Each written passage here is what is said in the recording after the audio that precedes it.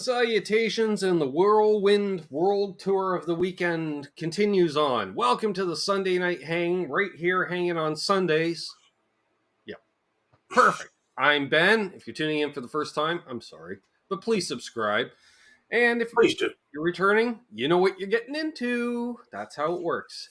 We got good friend Charles back, as I said last night over on Fruitcake Tony's channel. Shout out Fruitcake Tony. Somehow when I have a Charles on, then I have another Charles on. Sometimes you go on before Charles Green, sometimes the week after. It's the way it works. Much prefer going on before him. He's a tough act to follow. Yeah. Well, you know, based on certain lifestyle choices, I don't really remember last week, so that helped.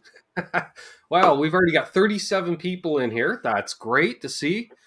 If you want to get a shout out, say hi in the chat. You know, let us know where you're from. That's always fun because, you know, algorithms, Charles, speeds up the chat.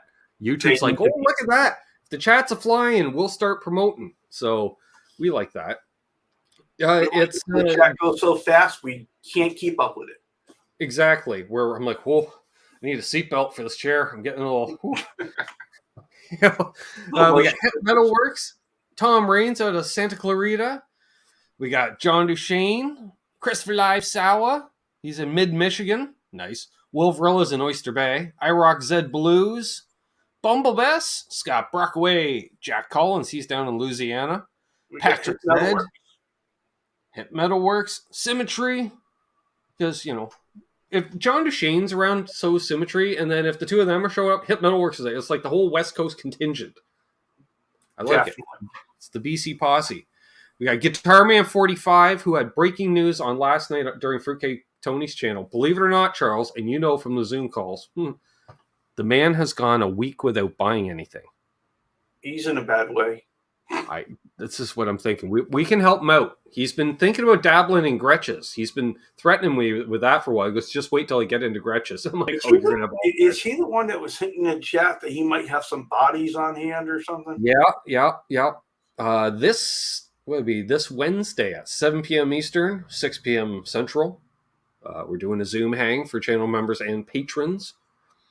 Dave the Pious is here. Terry's 3Gs. Realized I haven't finished roll call. Donnie Beam, hello. Johnny Love, what's happening, man? Herb of Fireside Studio. And Ferd Burfel, winner of last week's contest. We're not doing a contest tonight. Charles is like, I am not fabric wrapping a guitar as a contest. I'm not doing that. Yep. Been there, done that, not doing it. Anyway, Thomas Santiago. We got Thomas Santiago. Ryan Hall, Billy Baloney, Tom Raines, Michael Krause, JP Page 2. We'll get into we're into the pre-gamers. Like Randy Crooks, he's got a new guitar day. Yep, we can show that off. Just saying. We had Unfucking Believable in there, too. Nice. Paul McNary, of course, he's early. When isn't he? Right? Paul Leonard Ewing. Or Paul L. Ewing. Sure. Go that way. Mr. Anderson 59. I think that might be a new one for the chat for you. I think he's been around from Chicago. He's busy, though. He's busy, so he's not always active in the chat. But the name rings a bell, although it could be from a completely different chat. You got Michael Krause as well. Apparently, we have a conflict tomorrow with Pete. Apparently, he's going live tomorrow. Symmetry, why do you cause the drama as soon as you enter a chat? Why are you being a dick? No. Could have told me that off air. No. Tom Raines saw Richie Kotzen last week. What an underrated player-singer. I agree. Yeah. I was talking about him last night. I got to see him live 2018. That's right, because they cheaped out the next year and they only had Canadian acts. I still want that telly. I'm a big fan of the pickups, and it's got the big neck, so I don't know. That was all about the look. Well, that's another one. It's nice. We need to make a plan. We can make a plan. Oh, I have JJ of Star Zero coming on, guesting on. I'm calling it the Monday night hang. Mm-hmm. Sure, because it's like the Sunday night hang, but on Mondays. So the Monday night hang, JJ, because I figured he couldn't come on tonight, Charles. Like, the guy played a festival yesterday. You gotta. Oh yeah, he's tired. He's got a lot going. Exactly. So, talk about the new album. Okay, well, that's an hour after me. So there you go. We can do it. We can keep her to an hour, maybe. Probably not. No, not with JJ. Absolute Mayhem's here. Dan of New Jersey. Janice. Blackjack Guitar. 49 of you in here now. And I think they're all active in the chat. Gear Junkie 35. Hey, Gear Junkie. What? New pedal day. 3-horse pedals from Amazon for $17 each. Holy crap on a cracker. Dylan. Speaking of pedals. The guru. Hey, Dylan. Great to see Dylan. Flipside Music. My preferred American retailer. You know that, Charles. Oh, yes. I'm just saying. And I'll tell you, they take care of you. Good customer service over there. They do. That they do. Can't wait for them to get new internet, but that they do. That'd be nice. At the new location, yeah. I could relate. Is what I'm trying to say. I could relate. Been there, done that. Have the pixelated screenshots to prove it. Yeah. Yeah. Do I want to get into pedal discussion because someone's been holding over like the sword of Damocles over me? I heard it's the year of the Dod. I was like, yeah, it is. Why? He goes, a fella. I just asked if you had it. That's all I asked. That's all you needed to ask. And then that plants seed because I don't know, again, based off lifestyle choice, I don't remember names. And you're like, do you have this? And I have to go, no. And you're like, oh, okay. Well, I figured with your journey looking for a stereo chorus, it would have been, you would have known right away if you had. True. Well, I'm back to using the MXR stereo chorus, which lush, big. It hence me having a couple amps on when you jumped on the call earlier. Yeah, that pedal arrives tomorrow. Michael Lepancy. Dang it. It's always one.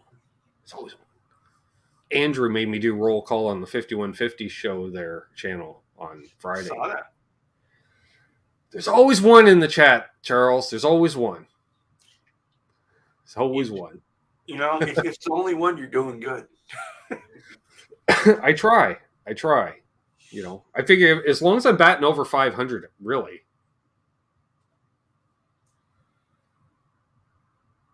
So, yeah, that was a lot of fun hanging out with Andrew. It's been a minute since we've got it to hang, and we're going to set something up. Like, I'm going to go somewhere, Charles, like non-regular programming time to accommodate him because he accommodates me. So. Oh, yeah. Oh, speaking of sexiness. Is this the chat where Dental Dam is giving out the first 100 subs? Oh, my bad. It's Ben's channel. Hey, what's up, Owner Jams? What's happening, buddy? I wonder how long he takes to write those. Oh, I think it comes naturally. Because he's got a bit of a, unique mind. Special, beautiful mind. Yep. Speaking of beautiful minds, there's Michael B. Dylan asked, Ben, have you ever tried the Boss DC3? Convinced Jake to buy one we took in, but damn if it wasn't the best chorus I have heard on bass. I have not. I've tried the CE2 because I got it. CE5. Have I tried any other Boss Corsi? No, I wanted to try the CE3 because it was only out for a minute. I haven't had a chance to try CE1. I've seen them in the wild. I'm like, oh, there's one of them. What's up, brother Tom? Hey, Doug. Doug Strong. Andy Carson. Oh, that's all the root beer. Perfect. I get the 54 now. Nice. Oh, here we go. Oh, there he is. Hey, Chris. Chris Hunter in the chat. How you doing, Chris? Shit, I got too many screens going here. Sorry. Mr. Coombs, Mr. 75N. Good evening, gentlemen. How are we doing? How are you? Doing well. We're hanging out, and I invited Charles on because you know me. When I have a Charles, I get the other Charles on immediately after, and so that's how I roll. And Charles here said, "What's Mr. Believable doing?" I'm like, I don't know. The man is. He travels. He does things. You know, I try to keep up. I can't even keep up with your social media because you're always doing something. You're active. Is what I'm saying. You're not sitting in a bedroom 17 hours a day noodling. Or maybe you are, and you're just really packed in that other 7 hours. I'm not sure. There's a lot of noodling in the bedroom, but that's a whole other story that will get this channel demonetized. That's behind the paywall. About that. We can't talk about that. Yeah, it's good to be on and good to hang out with my my good friends here.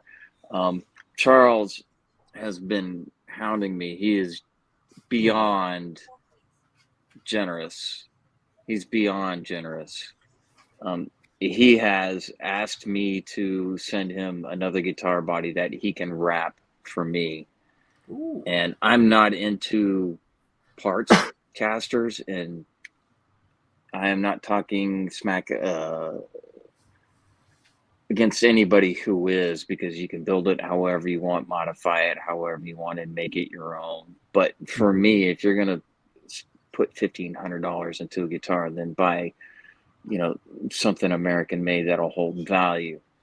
That said, I've been looking for the cheapest telly body I can find to send to Charles that is just not painted, not anything, just give him the least amount of work, because after what he did with the Beretta for trying to, not even trying, but wrapping it 3 times, and you know, I watched the videos and cringe. It's like, what did I put him through? What did I put him through? And I promised him that I would compensate him for his time, and I reached out to him. He said, nah, this is fun for me. This is good. It's like, yeah, but I could send you, you know, $300 just for the glue alone that you put into that thing. And he's like, nah. He said, as a matter of fact, I want to wrap a guitar for you. So I'm looking, like I said, I'm looking for the cheapest, barest, decent wood telly body that I can find. And then it's just going to be art for me. I mean, I will hang that on the wall for just art, because he is an artist with what he does, and the level of attention and detail that he does, even though he covers all the holes and makes your life hell, Ben. But that was part of the fun from the beginning. I was going to send you every screw individually. You're lucky I labeled stuff. I was going to say, that would be like, we're both watching Charles' videos, and I'm going, please poke the holes. And you're going, please don't poke the holes. You know, and he didn't, and I was so happy about that. I want to point out here, Dave Pyatt says the TC Third Dimension is the Boss DC2 clone. That's phenomenal. Well, you know, just to tie it all together with the Boss DC2 is, I happen to have the TC Electronics Third Dimension, which I bought from Flipside Music. So. Well, you know, new pedal day? I haven't got any pedals in a few weeks. I've been pretty good. Well, I also really haven't left the house. That's the only way I've been pretty good. But Chris, I did get some pedals, and they're coming in tomorrow. Yes. Hello, Patrick.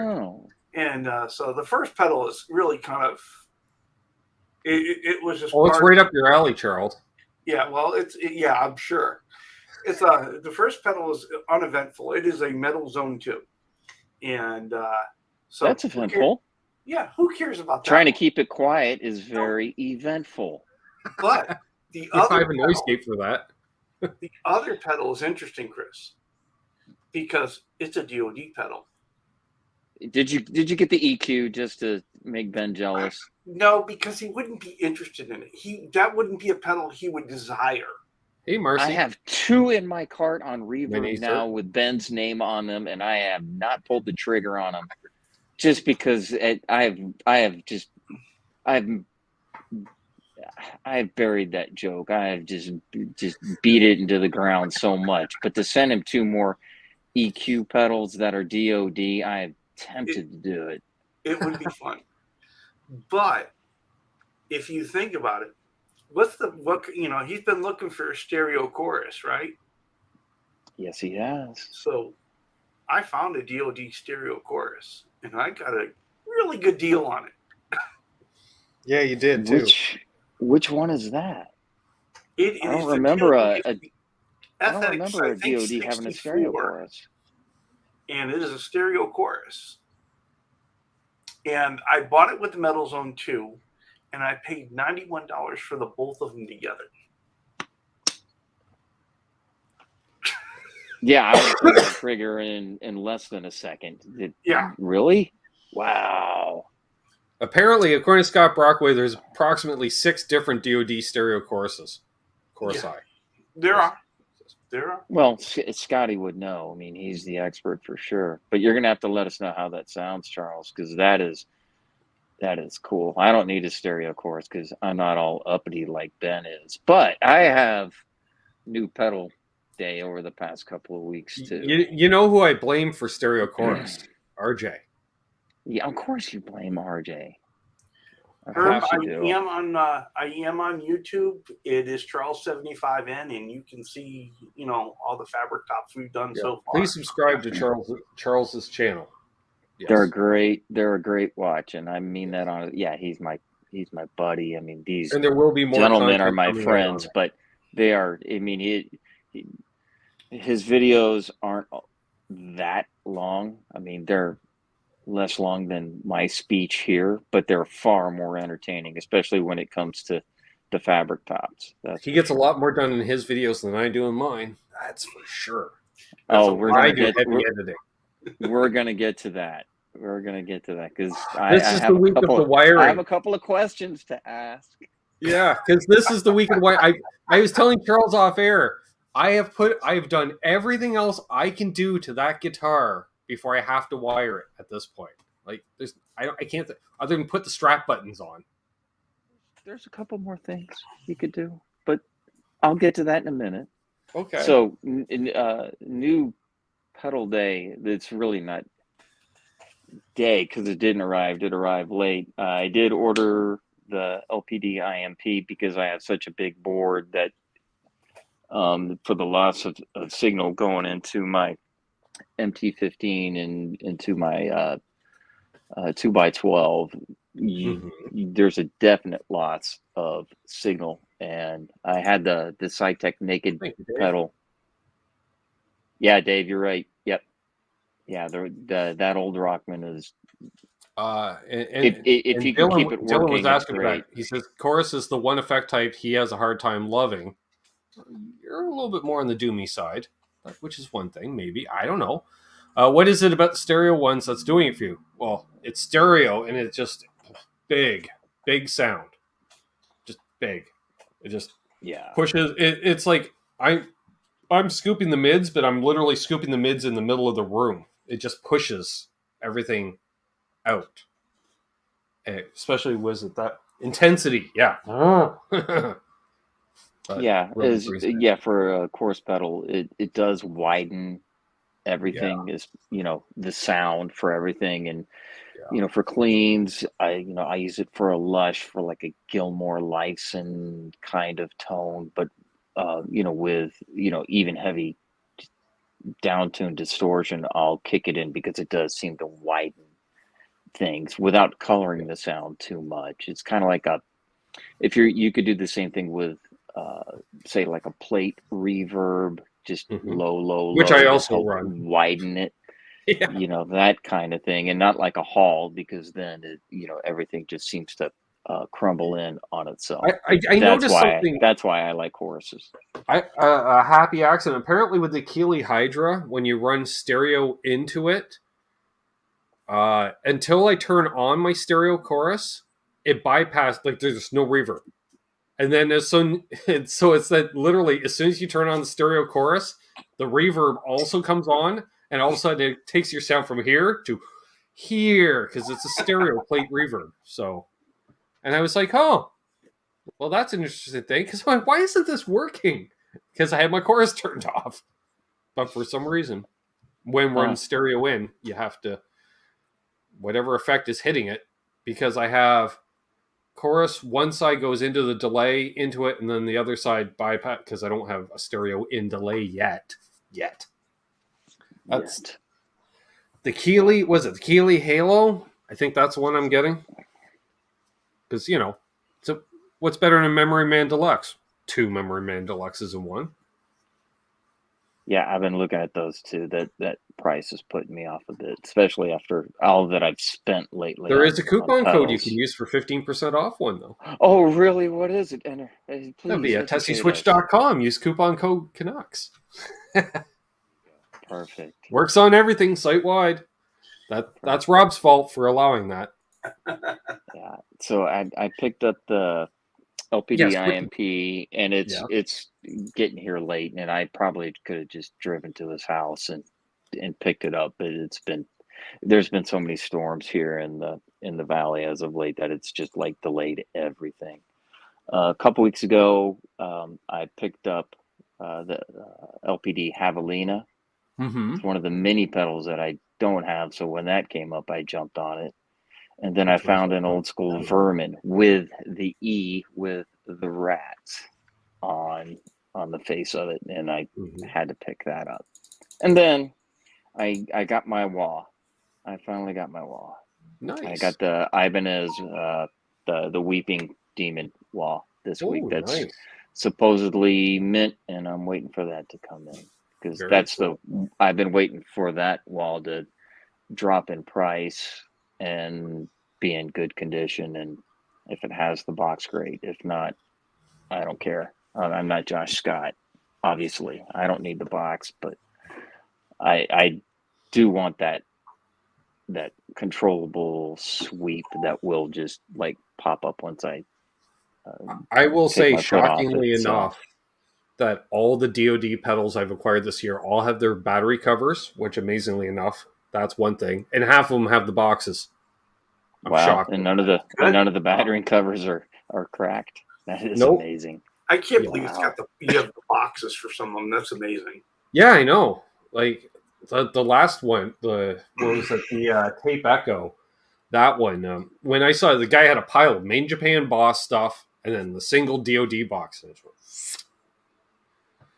forget about that Boss stuff. Ooh, I need this. Ooh, hot Jake. Forget about that Boss stuff. Okay. Well, the guy remember that. Well, the guy said, he goes, "Do you want to see some cool Boss pedals?" And I went, "Is there such a thing? Like, Boss makes good pedals, but are they cool pedals? No, like a Rainbow Machine is cool. Well, a Blues Driver isn't cool. It's good. It's not cool. Well, that's true. The Rainbow Machine is different, for sure. For sure. It's there just to cause calamity on my board now. Well, I have Aaron's setting. He's like, "Here's my setting," and I went, "Oh, that does a thing. That works." You're gonna have to send me that setting. I mean, because that's why I have the new neighbor Immerse to do all what the old Axe Effects did, what they called crystals, and whatever it is called now, but that same kind of shimmer stuff. That's why I have the Immerse on. It's just, well, this will be interesting. I need a shimmer. I don't have a shimmer thing yet. You have it in the Rainbow Machine. Oh yeah, I guess I do. Yeah. Mm-hmm. Never really used it. I used it as a chorus for a while. That was kind of interesting. Dylan says the SY200 is cool, as well as the HM2, FZ2, TE2, etc. Fine. Yeah, the CH1 is definitely cool. Good luck finding one of those for cheap or affordable. I have a clone of an HM2. That Rock Tech, because that's quality. I just saw that and I was like, I gotta take that home. It's ridiculous. Who has plastic pedals from 30 years ago? They're still around and not cracked, right? Exactly. So yeah, we mentioned this before. I mean, I do realize this is the first time on my first time on the channel, but we had talked about this before during chat or something about all the old plastic Ibanez pedals that I had in the 80s. I have no idea where they are now. They are probably worth a ton. They shouldn't be, but they probably are. Apparently, Josh Tamberg has a Weeping Demon on his board. I like it, Josh. And Billy Baloney says, whenever I use chorus, all he plays Cure songs. Oh, you're doing it wrong. Yeah, hit it with some gain, then you'll just play a bunch of Van Halen songs. Right. Well, Chris, I'm looking forward to seeing the telly body for you. Like I said, I got to find the cheapest one I can find that's decent wood that won't, fall, because I found some stuff on Etsy and Reverb and eBay. It's like $75, and for that, none of this. Find a used Affinity one or something. Well, but that's what I was thinking too. Is that maybe I just bite the bullet and go Squire, and I'm not a fan of Squire. Like, I'm not a fan of Epiphone because I don't think that they will hold their value. But just for the body, is maybe I rip it out, or maybe I do the right thing, send the whole thing to Charles, and then that way that if the neck is there, then I'm not going to be the one drilling holes, because or you just find apparently that sucks. That's fair. Yeah, that's the wrong color nut on that one. They always are. Always are. But I tell you, Chris, if you get a Squire, I was gonna say the easiest is you just commission Charles to source out the guitar and everything. the classic Vibe necks are absolutely beautiful.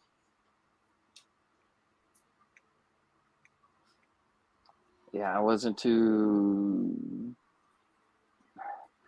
pleased with the fretwork or the fretboards, even on the classic Vibe. The neck shape was okay, but when I compare it to my American telly, that is not quite a baseball bat, but damn sure is that I could drop that thing off a building and I know it's going to last. I hope that all Squires are dropped off buildings and they don't last.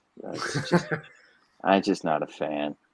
And yet here I am. I'm playing one of the worst built. Well, it's a great guitar, so I'm playing my Les Paul CM, but here's the problem. And whether you can see, yeah, that's got the Robo tuners on it. And you do this, and then you retune. So I've been thinking about dropping this off to Phil and having to replace the nut and non-robify, put in locking tuners, and just get rid of the tuner stuff. Words is hard. Robo tuners, because it's just like I said, you strum one chord, and as soon as I showed you both the Robo tuners, you both went, oh. You might as well be playing a Squire, Chris. You might as well be playing an Epiphone. Yeah, this is at least those you can tune. This is an American-made Gibson. Woohoo! Yeah. Robo tuners. So awful. I know. There's got to be piles of those at in places. That, like in large cities, like where definitely not a secondary market for them either. None. No. Or will that be the valuable thing? Actually, finding one of those that still actually has the Robo tuners in 20 years, right? It's like Les Paul Deluxe that hasn't been routed out for a full size humbucker. Right. And that's what I'm thinking is, well, I mean, because I got this from Sam Ash when they were blowing them out for like $550 or something. It's like an American-made Gibson, even though it's got the Robo tuners. How can you not pick that up for that short money? Because I've looked them up recently on Reverb. They're going for much more money than that, and they really shouldn't. But I don't know. They're mostly plastic and circuit boards, Mayhem. That's the problem. You can't really melt down the Robo tuners. That'd be like a toxic burn pit. Yeah, melt them down to make them a boat anchor. Yeah, I wish. Yeah, I wish. They'd be much more useful. Boomer, good to see you both. 61 people watching. Again, please subscribe if you're new. Thank you, Terry, for putting the links to Charles' channel in the chat. Yes, appreciate it. That's a lot Thank to you, Terry. John Shane says, I'm very interested in Pete's new Sir. Yeah. I played his last one that came out, NAMM 2020. That was nice. But pricey, but nice. But pricey. Yeah, I'm interested to see what he does with it as well. I'm curious to what kind of mods that he's not. I don't want to say mods, but options that are going to be different than his last couple models, because they're fantastic guitars. But oof, that will hit you right in the wallet for sure. Yeah. Well, I think here they're over $5,000 Canadian. So yeah, that's a car. You know, that's a car. You can get an okay used car for $5,000. You know, just saying. That's a car. Yeah, for sure. Friedman Head's about the same price. So if you want that Pete Thorne guitar into your Friedman Head, well, that's $10,000 Canadian.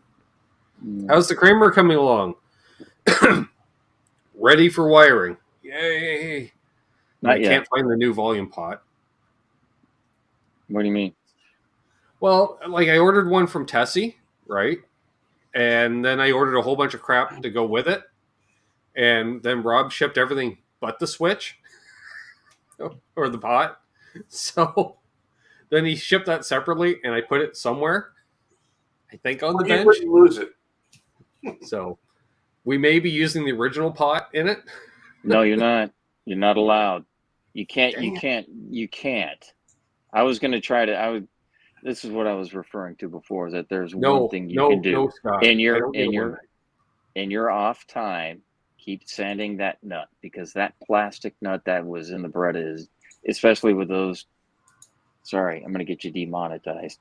Shitty tuners. You have to replace that nut. You just have to. And I understand that you're not going to do it now, but in your off time, when you're not making award-winning YouTube videos, keep sanding on that nut, all three sides, get it perfect, and then take that plastic piece of shit out, please. Otherwise, you're devaluing Charles' work, and I don't want to make you feel guilty or anything, but he put a lot of hard work into that. And if you ruin the guitar by keeping that nut in it, then you're doing him a disservice. And I don't want to make you feel guilty or anything, because I'm not the one who sent you the guitar or anything, but Charles put all the hard work into it. So might do locking tuners, actually. Because that way, you could actually maybe use the wiggle stick a bit. So, and I was thinking about sending you the Vegatron, but that may send you over the edge. No. Yeah. Putting that together. Yeah, I think I want to rock it as a hardtail, essentially, although I am debating throwing a block in it, a bigger block, just for, why not? Yep. I got a Graphtec nut, brand new price. What's up, brand new price, by the way? And how's Dwang? Good to see you. And no, Scott Brockway, no 1 meg pots. There will be no 1 meg pots being used. Whenever I order a Graphtec nut, I always order 2, because you mess up the first one every time. Which I don't care, because I get them in the wrong color every time anyways. So. I was going to say, Ben didn't mess it up, but they didn't have the right color. Yeah. Billy Baloney, good comment there. Japanese Squires were great, except the electronics. The pickups were crap. Yeah, that was my first guitar, was a Japanese-made Squire Strat that I bought in 1987-ish, 88. I can't remember. It's all a blur. But, yeah, and I switched out the electronics and changed the nut on it. And, yeah, it was a great guitar. But, I got to dig out paperwork for that pickup again. When I put the old Kramer pickup in the package for the Super Distortion, I was like, oh, I don't need that. And I'm like, no, it's 4 wires. I need to know which 2 wires I got to connect to which. Dang it. Yeah. And then I thought, well, or do I want to set up for coil tap? And I'm like, no, it's a Kramer Beretta. You never coil tap a Kramer Beretta. Friends don't like friends. Coil tap Kramers. Well, I think you should, and then I think you should put a kill switch in it, and I thought about and then you can just I could knock that plug out easy enough. Like, yeah. I looked at that plug, and that's not quite a load bearing plug, Charles. I can knock that out. He's like, no, you can't. I'm like, yeah, you could. He's like, don't. Just, yeah. You made me drill it. Then you made me plug it. You're going to open it up again? You think, Charles? We cause him to drink?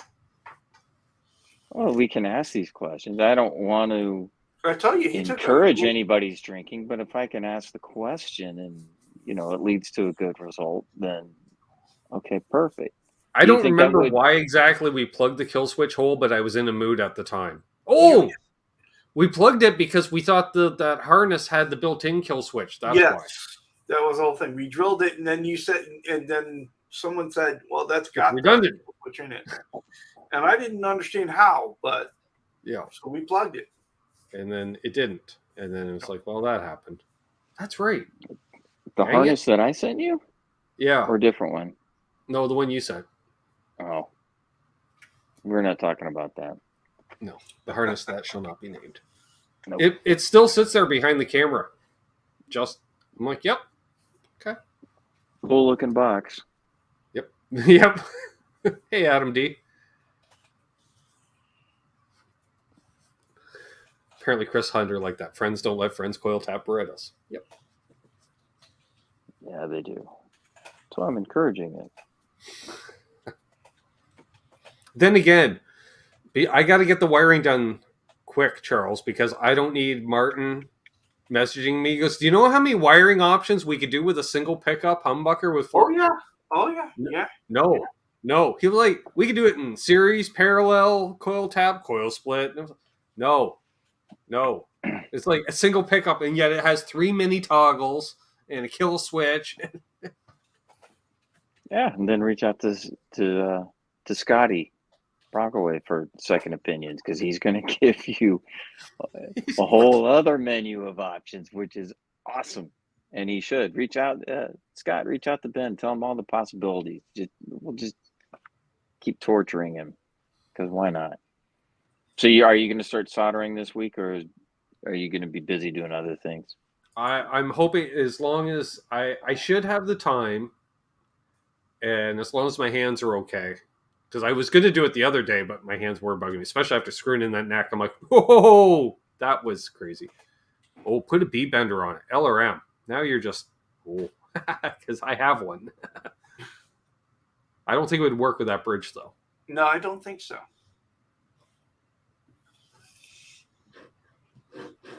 So that means that Chris Hunter had a question regarding 86 focuses.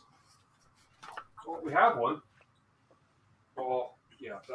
Let's move that wire first so we don't cause calamity. There it is. He said focus 1,000. Well, it'll be like this, but with less pickups. And we'll have that headstock, which will not fit a standard Fender case. It's a long guitar with the headstock. Not too long, huh? It's like it's a car with, once you add the Continental kit on the back, Charles, it just adds. Oh, yeah. So. Yeah. But it looks great. Oh, yeah. I love this thing. Yeah, they're good. They're good playing guitars, and if you can get it without spending a minute, it'll stay in your collection. That's for sure, because it's one of those things, like a mid '80s guitar that's well built, like a Kramer Focus, that at the time that nobody really paid that much attention to, because there was other Kramers that were quote unquote much more desirable. But if you can get a Focus that's somewhat stay away clean, from the like old Strikers, but the Focus don't go anywhere near a Striker, and don't think, well, I can get a Charvel that's around that time, because then someone will try to sell you a Charvette, if you remember those pieces of crap. Which is like comparing a Chevette to a Corvette. It's exactly. Or even the older Jacksons like that, because you can, It's like Yeah, finding there was Jacksons, and then there was Jacksons, which were Charvettes. Yes, and that's the same thing. Yeah, and that's why I'm saying if you can find a Kramer Focus 1000, like you were talking about, that is somewhat clean, like Ben's. You put a little work into it, neck, frets, that kind of thing, then it will stay in your collection because they're great instruments. And then you can switch out hold on to the original humbucker that's in it, but then you can always drop something else. And then if you decide to sell it, someone had already dropped a Duncan JB in that before I got it, which, okay, thank you. Yes. It saves me the hassle. For sure.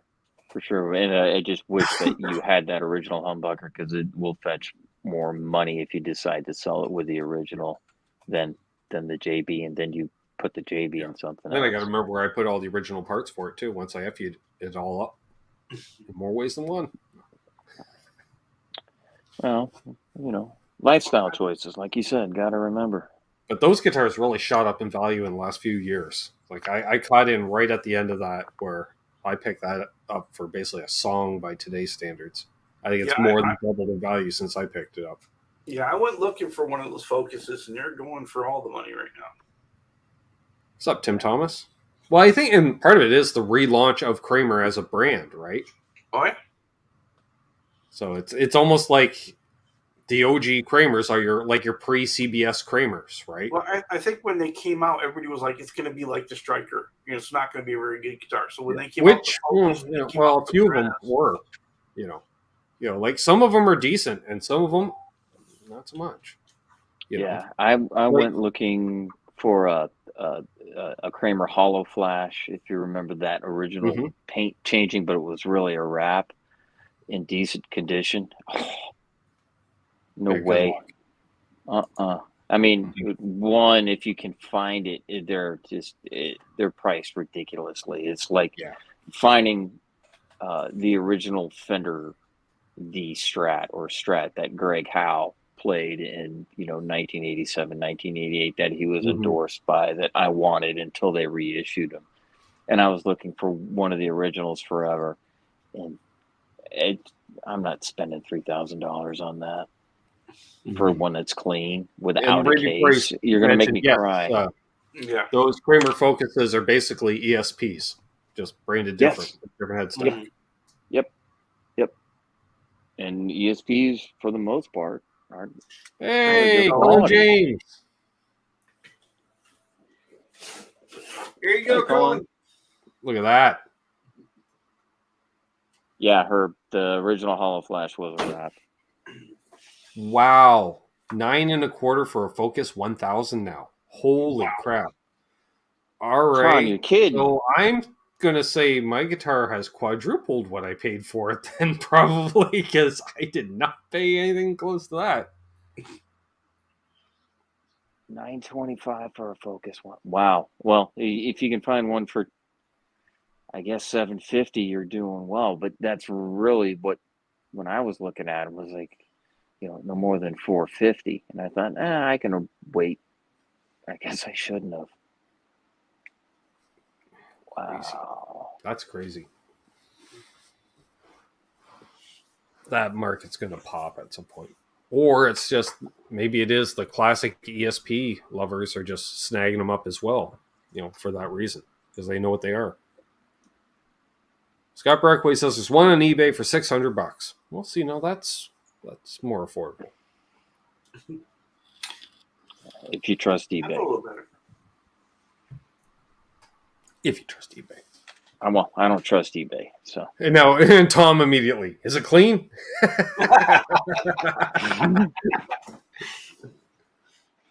Easy, Tom. Yes, it's perfect. Oh, Tom's going to pull the trigger on that. Oh, boy. See you, Colin. Thanks for stopping in, buddy. Yeah, appreciate it, bud. Yeah. You just need to snag the peepers on the latest, the latest job in the works here. I love it. So that's, and if you have a guitar you want fabric wrapped by Charles, hit him up. He can quote you what it's going to cost in swear words and, yeah. I don't know. Like I can just imagine for the gallon of glue and 14 gallons of clear that he shoots and then grinds off and shoots and grinds off. Because apparently he goes up to 12,000 grit. It's like, I didn't think they made that much grits. Apparently they do. Because Texas, that's why. Bigger, right? More grits. All the grit. And then having seen one up close and right there, yep. It was a fine job. You got lucky. Like, I caught COVID and I was at the tail end of doing that. And I was like, you know what? I've got my marker mesh kit and I can get this polished really fine. Because I couldn't do anything else, right? Right. And I was like, so I did. I polished it down to 12 thou. And it made the buffing of that so easy and so nice. And I could not. It was, I about died when you did the unboxing and you put it down in the box and blinded yourself. Yeah. Yeah. I was afraid it was going to slide off on the driveway. Because I'm like, that's instant relic. See you, Cooter. Have a great, or Coots. See you, Coots. Have a good one, my friend. It did blind me. Yeah. Keith Campbell likes that. He said that last night in Tony's chat. His favorite thing about Soda Pop videos is me blinding myself. It's not my favorite part. I'll tell you that much. Well, it's just the ability to do it consistently over time. I was thinking I'm going to have to knock a bunch out while it's summer, so it is nice and sunny out. Just knock out like 4 months worth. And then it's like February and Charles is like, why is Ben in shorts? He lives in Canada. How is that working out? So, as opposed to just-in-time production, which is uploading the night before it's going live the next morning.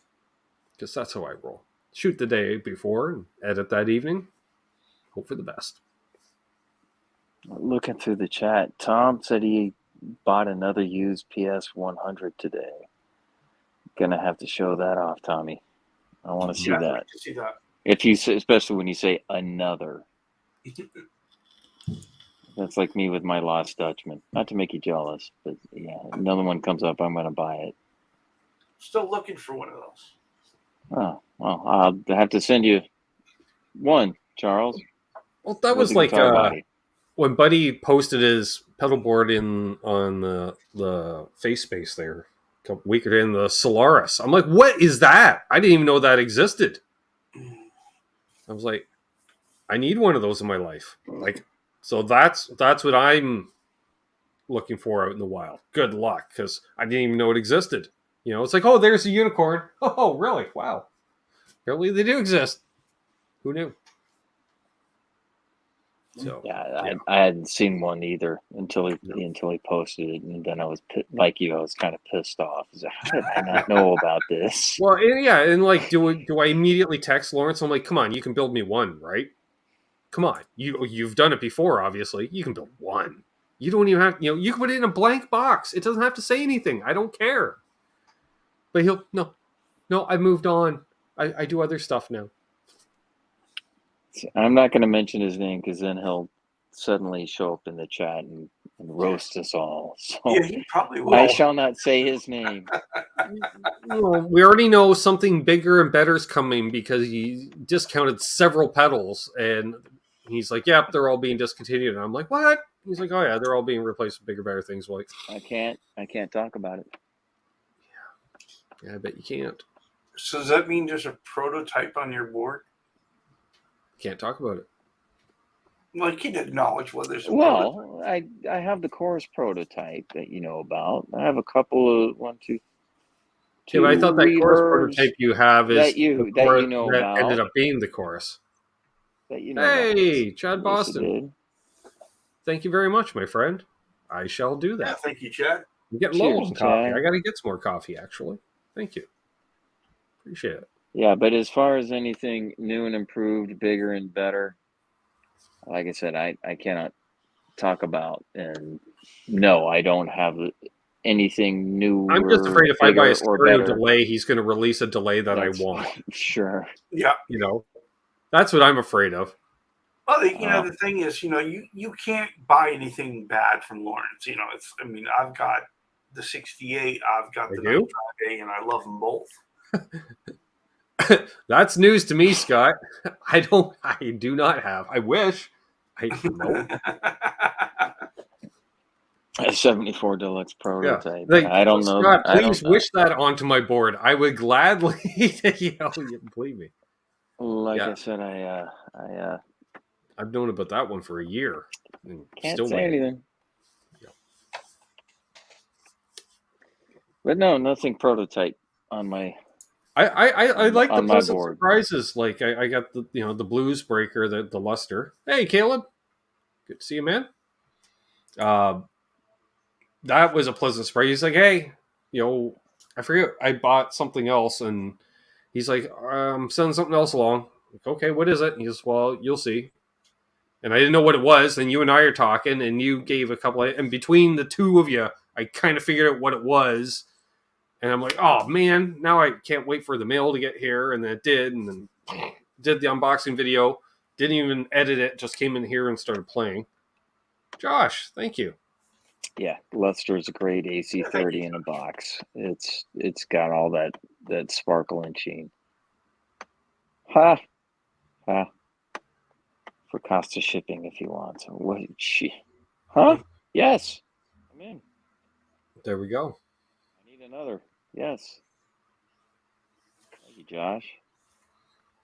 I can arrange that, I guess. If you email me, I can provide Unbelievable's email to you.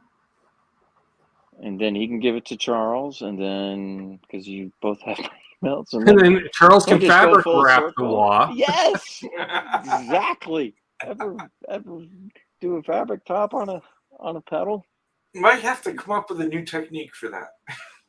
But we may have to break new ground then for that.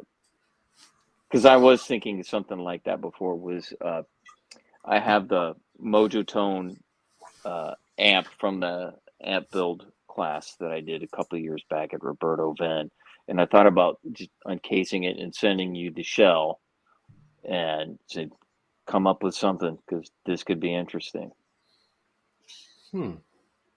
That's a new challenge. No, it's no different than doing Tolex, really. I might have to try a fabric wrap pedal myself now, because I do have a certain LPD prototype that's bare metal. So that's the perfect candidate. Just saying. I wonder where I can get some Vox AC30 grill cloth. Yeah, I just need a different he won't name it, but I will. Mm-hmm. Yeah, he won't name it.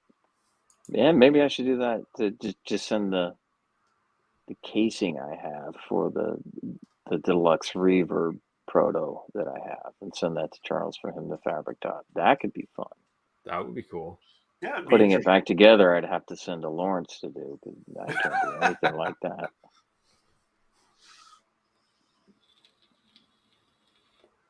Yeah. No, Tom. I am looking forward to. That was not my backyard party. Yeah, I'm looking forward to getting that Kramer together. Hopefully this week we get sussed out and maybe make some noise. Really curious to hear that pickup. What's up, Cushman? Yeah, I'm curious to see how that hey Cushman. I'm curious to see how that super distortion sounds. Mm-hmm. In that. That was fun installing until I remembered the alligator clip on the screw thing. Oh, well, like you were saying in the video, everybody is yelling at me looking at the screen. Guess what I was doing? Chose the alligator. I think actually I wasn't yelling. I was laughing. Because once you put the straw on with the tubing, I was like, okay, this is going to be fun. We'll just stand back and watch a 3-minute video become 25-minute. But hey, content is See you, Chris. See you, Chris.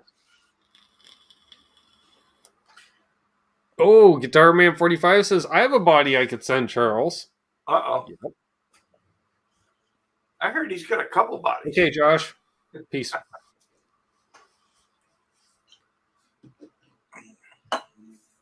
Nice. Scott Brockway says, I'll trade my 82 Rat for some vintage MXR pedals. I only have one, and I'm currently in love with it, and it's on my board. Your Stereo Chorus. Nope. No? More vintage. No, I have a Phase 45 on my board too. Oh, I didn't know you had a Phase 45 on your board. Is that the script? Oh, that's a Phase 90. What the fuck am I talking about? Oop, demonetized again. Oops, still don't care. Ooh. Oh, real far enough in, it doesn't matter. That is the script. Modded by Analog Mike. So it's got power. Yeah, there it is. Right. Darn, where's my phone? I gotta go to reverb now. No, I got I love it. I didn't realize, because I've always gone for big phase, and I put this in at the front of my signal, and I really like it in the front. He says that's a reissue, though. Well, whatever. I don't know. It works, and it's old sounding. And it sounds good. Yep, I like it. I can't tell when it's on or off sometimes. That's the one. I would like an LED. I do miss the LED, I will say. Oh, now it's Dr. Fabric Top. Ooh. Uh-oh. I didn't realize you got a degree there, Charles. Must be getting promoted. Wow. Congratulations. Yeah. That's kind of like Bill Cosby, where he got the honorary doctorate, and then once he got it, he put it in all the credits at the end of his shows, because I am now Dr. Cosby. Well, I tell you, everyone in the chat is just way too kind, because this was something that I just did for that LP Junior because I didn't know what else to do with it. And so the way that all got picked up and into what this become has just been amazing to me. And I'm just really grateful. I'm enjoying doing it. And so I appreciate that everyone is excited about it.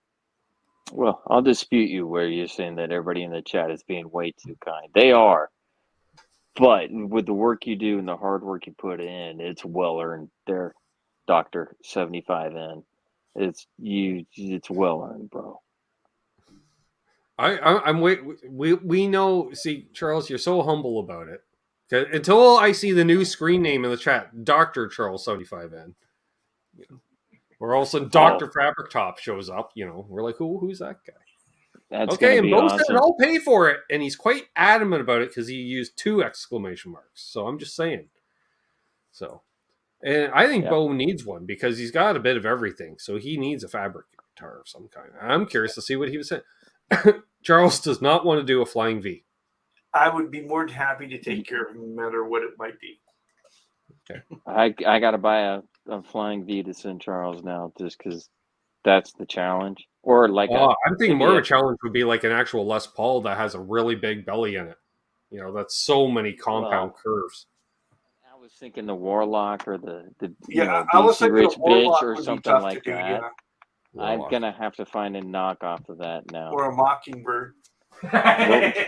Forget the telling. I'm getting the Mockingbird. I will not do a Parker Fly. I'll tell you that now.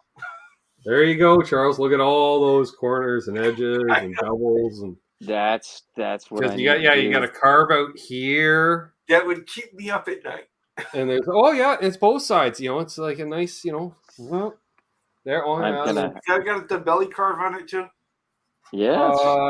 There's a bit of belly carve on the front and the back of the lower horn and the front of the horn. They got a bit of a relief there. Yeah. That's why I got to do it now, just to make him go crazy. And no, you're not wrapping my Parker Fly. There's no way, no how. Those are just so expensive now. I mean, it's like, the first thing you gotta do, Charles, is wrap it in saran wrap and then fabric wrap the Parker Fly. So if he ever needs, he just peels right off. There's a question in the chat about what kind of buffing wheel I use. I use the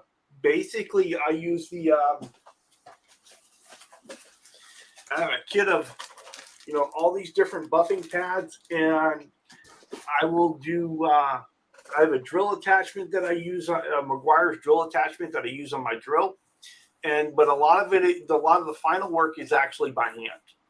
I do a lot of that by hand. Nice. He does. I've seen the videos. He does it.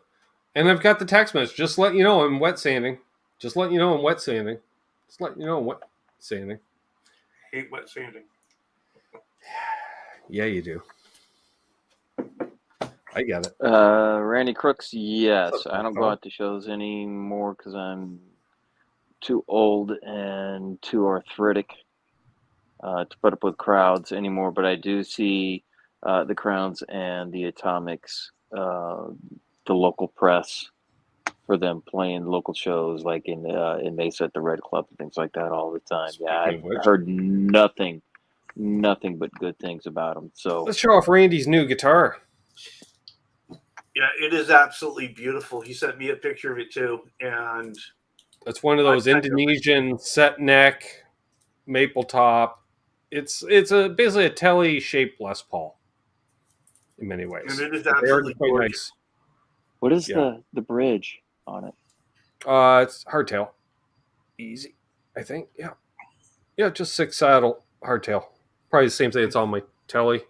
Hello, Randy. Basically the same thing would be on my telly. I Seymour Duncan pickups. I need to find one of those to try because that looks like too much fun. They are. That looks with that. Yeah, pearly gates and 59 in the neck, I think. Yeah, pearly gates in the bridge and a 59 in the neck, I think he said. That's a sweet sound. That's a sweet mellow combination that doesn't have any of those sharp spike edges, especially with the pearly gates. So that's a great I played choice. one or two of them previously. I haven't had a chance to plug one in. I only played one just sitting there in a music store, and they played nice. They have nice neck heel access. They kind of round that off, kind of like a Music Man, as I recall. Since it is set neck, which is nice. And who built that? Who's the? It's a Fender. Fender. It's Fender labeled, built in Indonesia. Yeah, I think it's a Squire. No, it's not. It's a special one. It's branded as a Fender. Because I remember seeing the first time I saw it, what is that? And I was like, wow, that's a lot of guitar. I'm like, how is it coming in at this price? I'm like, oh, it's made in Indonesia. Yeah, it is a Fender and it's a special run. Yeah, it's like the Japanese Fenders that they have, Japanese made Fenders. Yeah, like all Fender Japan. That aren't Squires. But I mean, in Indonesian, wow. It's weird. They got this one little boutique plant in Indo where they're doing these weird tellies for whatever reason. I don't know if I've seen anything else come out of that plant. I was going to ask you about that because that's not World Music or anybody like that. I wonder if it's an offshoot of them, though, if they're getting a license to make Fenders. Because it's a really nice quality build. That's the thing. And I get it, because to build that probably in the US, you're looking at $3,000 or more. And that's why you do it. And I tell you, looking at the image on over here on YouTube through the screen, it doesn't justify that picture. No, really there's flame under that red. Yeah, a lot of flame, and it's beautiful. Yeah, it's not a thick flame, like it's not like a thick cap like a Les Paul, but it's not a photo finish either. It's a thick veneer, because you can see some movement. It is just right. Movement. There is movement in it, so it is actual wood you're looking at. And that was Randy's? Whatever. I think they do the same thing with Epiphones. They're essentially a veneer for those nicer topped Epiphones, but whatever. Well, unless you're sanding through it, who cares? Well, there we go. Dave with all the knowledge tonight. Dave, thank you. Fender FMT Telly was originally made in Mexico. Did not know that. They were limited, but never stopped making them. So they probably just basically moved the tooling to Indonesia. Yeah, and that's a set neck, too. Yeah. When the body's thinner than a regular Telly, Randy says.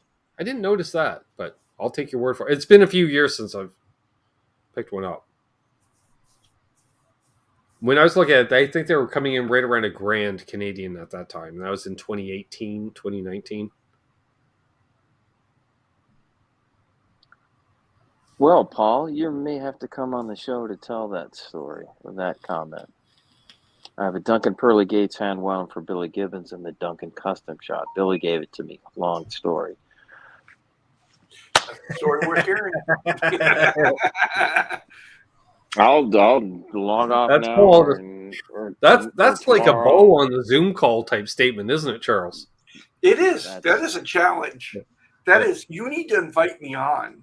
Yeah, like, well, you know, like, unbelievable. You know, like, because Bo will just be sitting there, just chilling, doing whatever. And I remember, was it one of the last Zoom calls where we were talking about King's X for about 10 minutes, and all of a sudden he goes, "Yeah, I opened for them one night." What? Like, boom.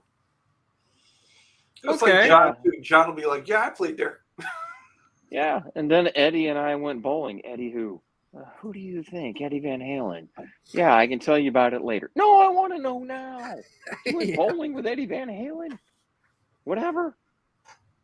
Yeah, those are the kind of stories that I just eat up and love. I mean, all the stories I have are just bullshit and passing and somewhat entertaining, but something like that you got a pearly gates from Billy Gibbons, and long story. Yep, we're all lining up waiting. Please. Yeah, because I don't want to hear the short story.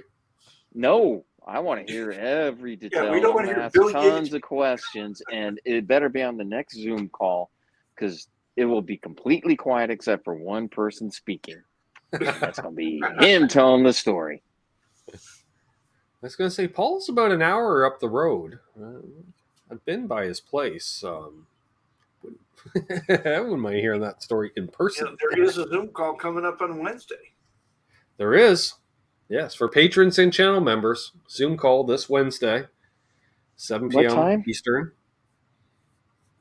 Oh, shit. I may have to join late. I mean, darn. I keep demonetizing this video. Hey, Jimmy Ray Hawkins. We're more than offset by demonetization tonight. We're good.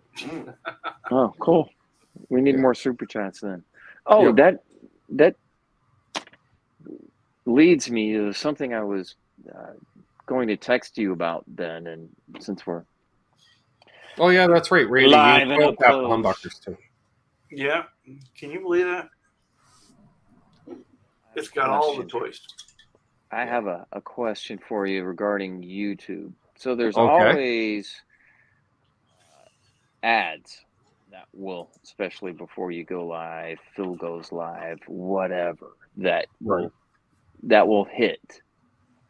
How much of that is the Google's YouTube, and how much of that do you see, if any at all? In other words, if the ad is 20 seconds and then I miss the first 10 seconds of your show, do you see any of that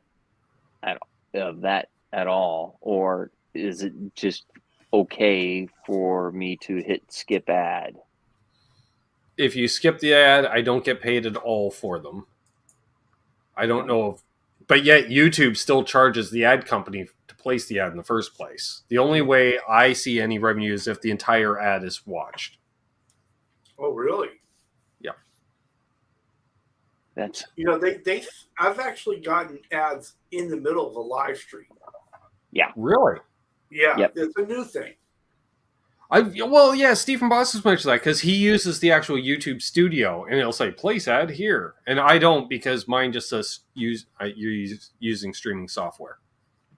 Yeah, I think it happened with Lewis last night or the night before, whenever he was on, Charles. Yeah, and it's not the creator; it's just YouTube doing it. Right, because there's no way that he's in the middle of a. Yeah, well, there's no way you're going to put an ad in the middle of your live stream. No. It's like seeing ads. If I go on to Charles's channel, I'll get an ad before watching one of his videos. So I'm like, Charles doesn't have a monetized channel. He's getting paid for that ad. Doesn't stop them, though. If they can make some money, they'll take it. Yeah.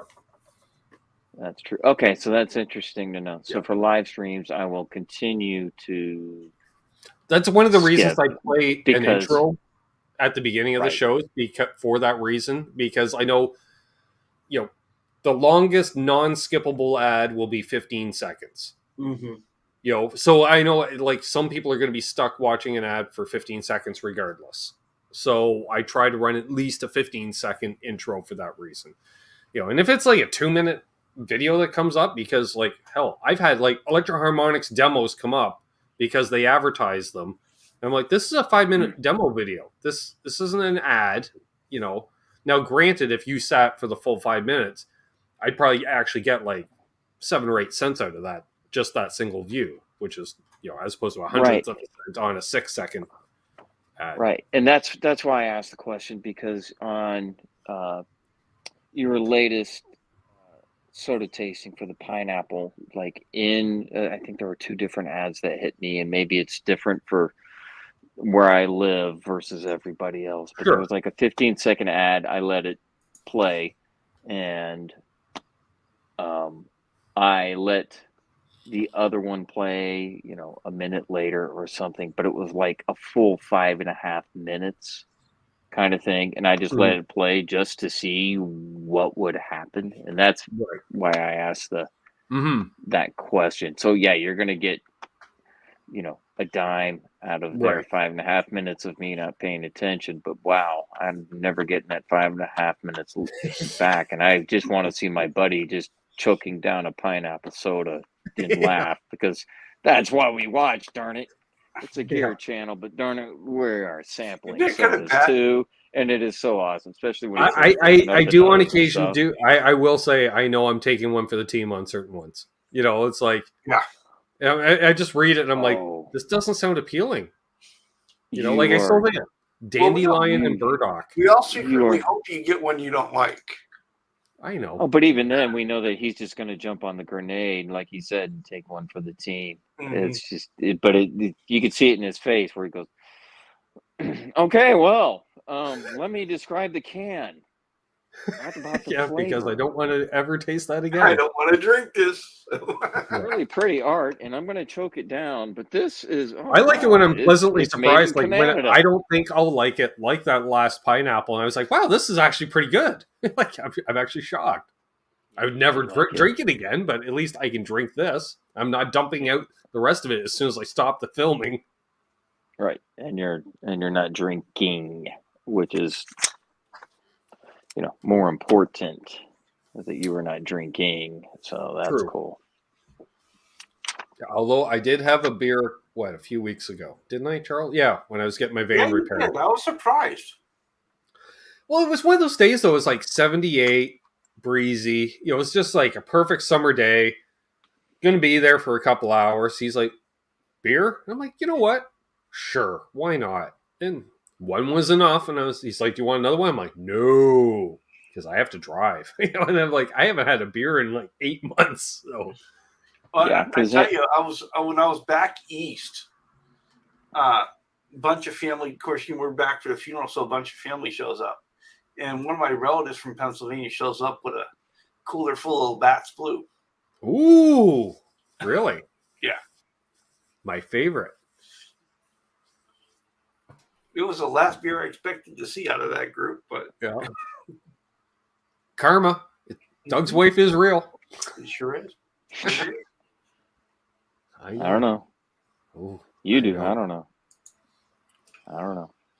Yeah, I do. Oh, just like anything else. I mean, it's all about consequences, right? No matter the substance, everything in moderation for sure. And some are way more dangerous than others, but everything in moderation. Yeah. So I'm glad you stopped after one for sure, because I'm sure you felt like crap afterwards. Just not the mental thing, but not having a beer by the time I got home, I was like, oh, it's time to make dinner. And I'm just like, I just want to take a nap.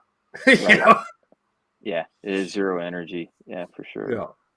Well, that was just funny because after yesterday being on with Laz and Lucas and Martin, I spent some time with my wife, and then thank God she went to go do something else because I took a nap. I bet you did. Oh, excuse me. Yeah, Tommy Yingling. Yep, great beer. Oh yeah. Tom, I hope you're continuing to do better every day, buddy. Well, like I say, he now looks like a vegan. Yeah, he's not a cancer patient. Looking good. So that's good. You know, he's getting there, and I know he's exercising a lot because he was getting his workout in before RJ show yesterday. So he and I were chatting. I missed RJ yesterday. Yeah, you did. I did too. Hey, Jim. I did too. That was fun. I forget what the topic was, but it's always, he always has something different to talk about. So, but I tell you, this right here is the best channel on YouTube. So you folks, if you're not subscribed, click the button. You're missing out, really. I appreciate that, buddy. Just do what I can. He's definitely not talking about my channel. So, speaking of which, Sunday, September 4th. We have Mark and Dave from Tone Talk coming on, so that should be fun. Wow, that's cool. Yeah. So when you were talking before, several months ago about trying to get the rig rundown guys, Chris and what's his name from Premier Guitar, Harry. And Harry, yeah, are they? I need to touch base on that. Actually, I was going to talk to Aaron about that because Aaron's good friends with Perry, and I said maybe the three of us do something that way too, right? Because that'll just keep conversation flowing and stuff like that. And he's like, "Yeah, but I know Aaron's been busy with his album, and there's been a lot of rig rundowns coming out recently because it is that time of year, so." Post Labor Day, I'll probably circle back to that. I think so. Yeah, because I have tons of questions for him for all that they've done. John Bolger would be cool too. Yeah. Yes. Yeah. Fun fact: when I stayed in Nashville, I stayed in John Bollinger's old house. Oh. In fact, the room I stayed in, when I would wake up, Charles, if I slept on my right, I'd wake up and look at the wall, which was the backdrop for the original Premier Guitar demos. It's so cool. I was like, I know that brick wall. That looks familiar. Yeah. That's cool. Enough so that John Bollinger has the same looking brick wall in his new home because of continuity. Yeah, he does. Yeah, he does. I have noticed that. Yeah, and he seems like such a cool guy too. Very nice, humble, and but very talented. And he's had some big gigs as musical director, like the CMAs and stuff like that. Like that's a high pressure gig. Mm-hmm. So, yeah, that's Tim Pierce level of where I couldn't even imagine the pressure and all the things that go wrong and cues missed and whatever else goes on stage, and you're just okay. We're gonna play Mr. Tambourine, man. And yet he's still out there gigging on Broadway whenever he can too. Yep. Yeah, right. Just immensely talented for sure.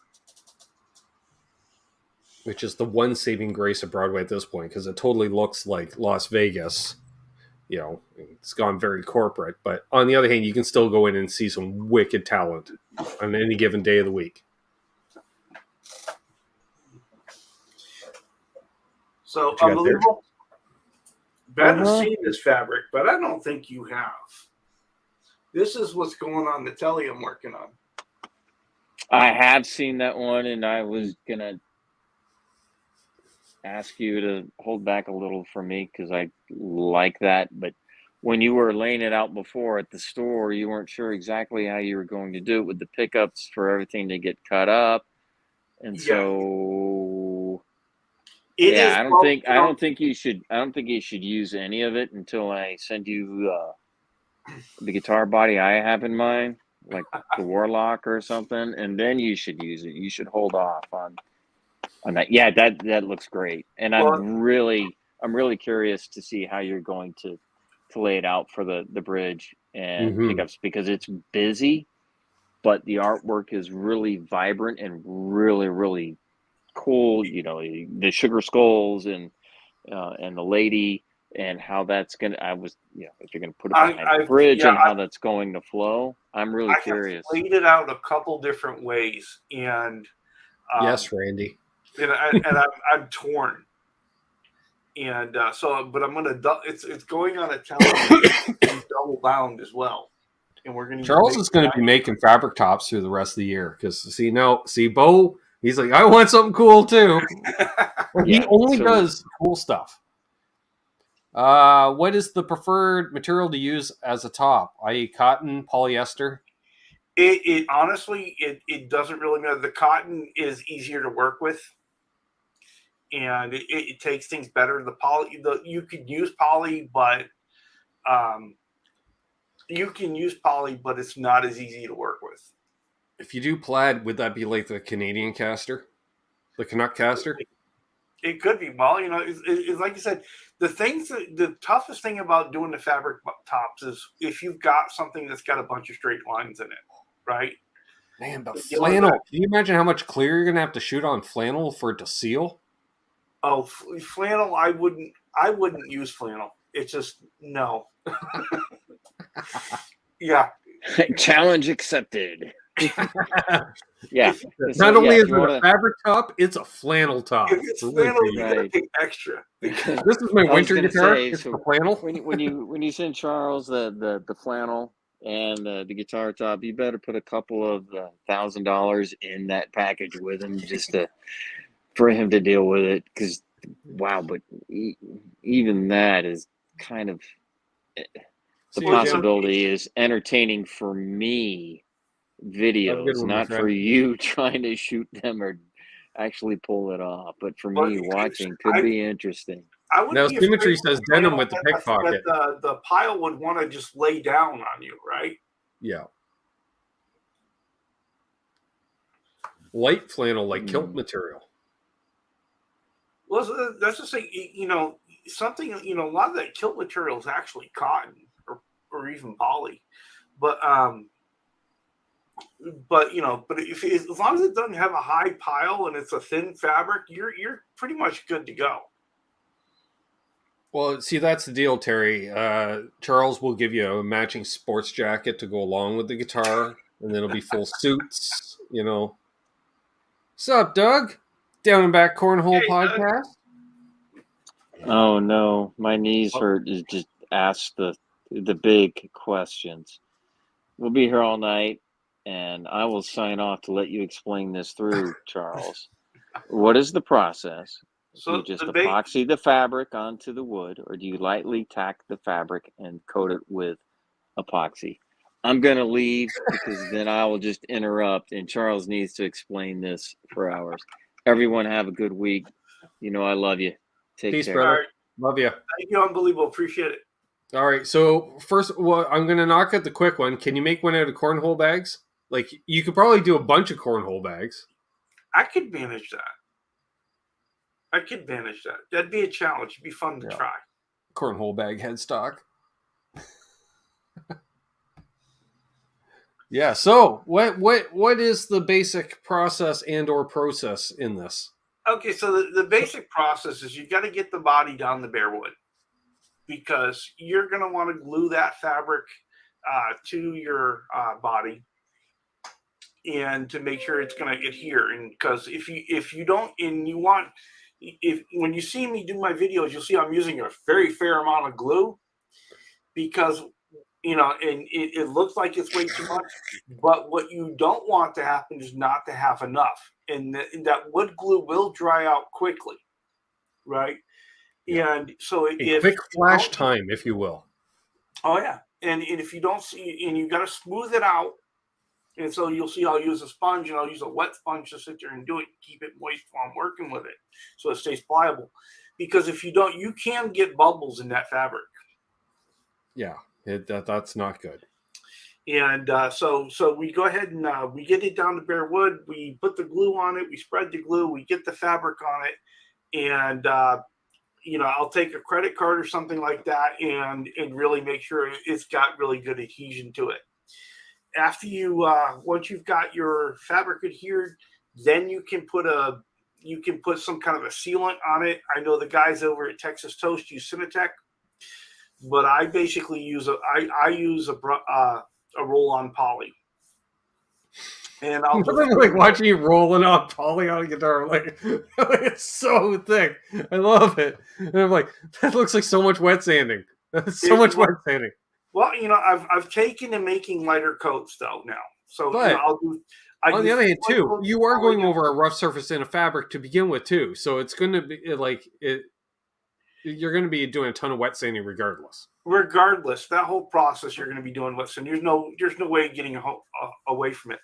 But I do 3 light coats of poly now, And that's just basically so I can get that fabric so it's manageable enough so I can do the trimming that I need to do. It'll stiffen up the fabric so we can cut out the holes for the cavities and drill the holes and all the things like that.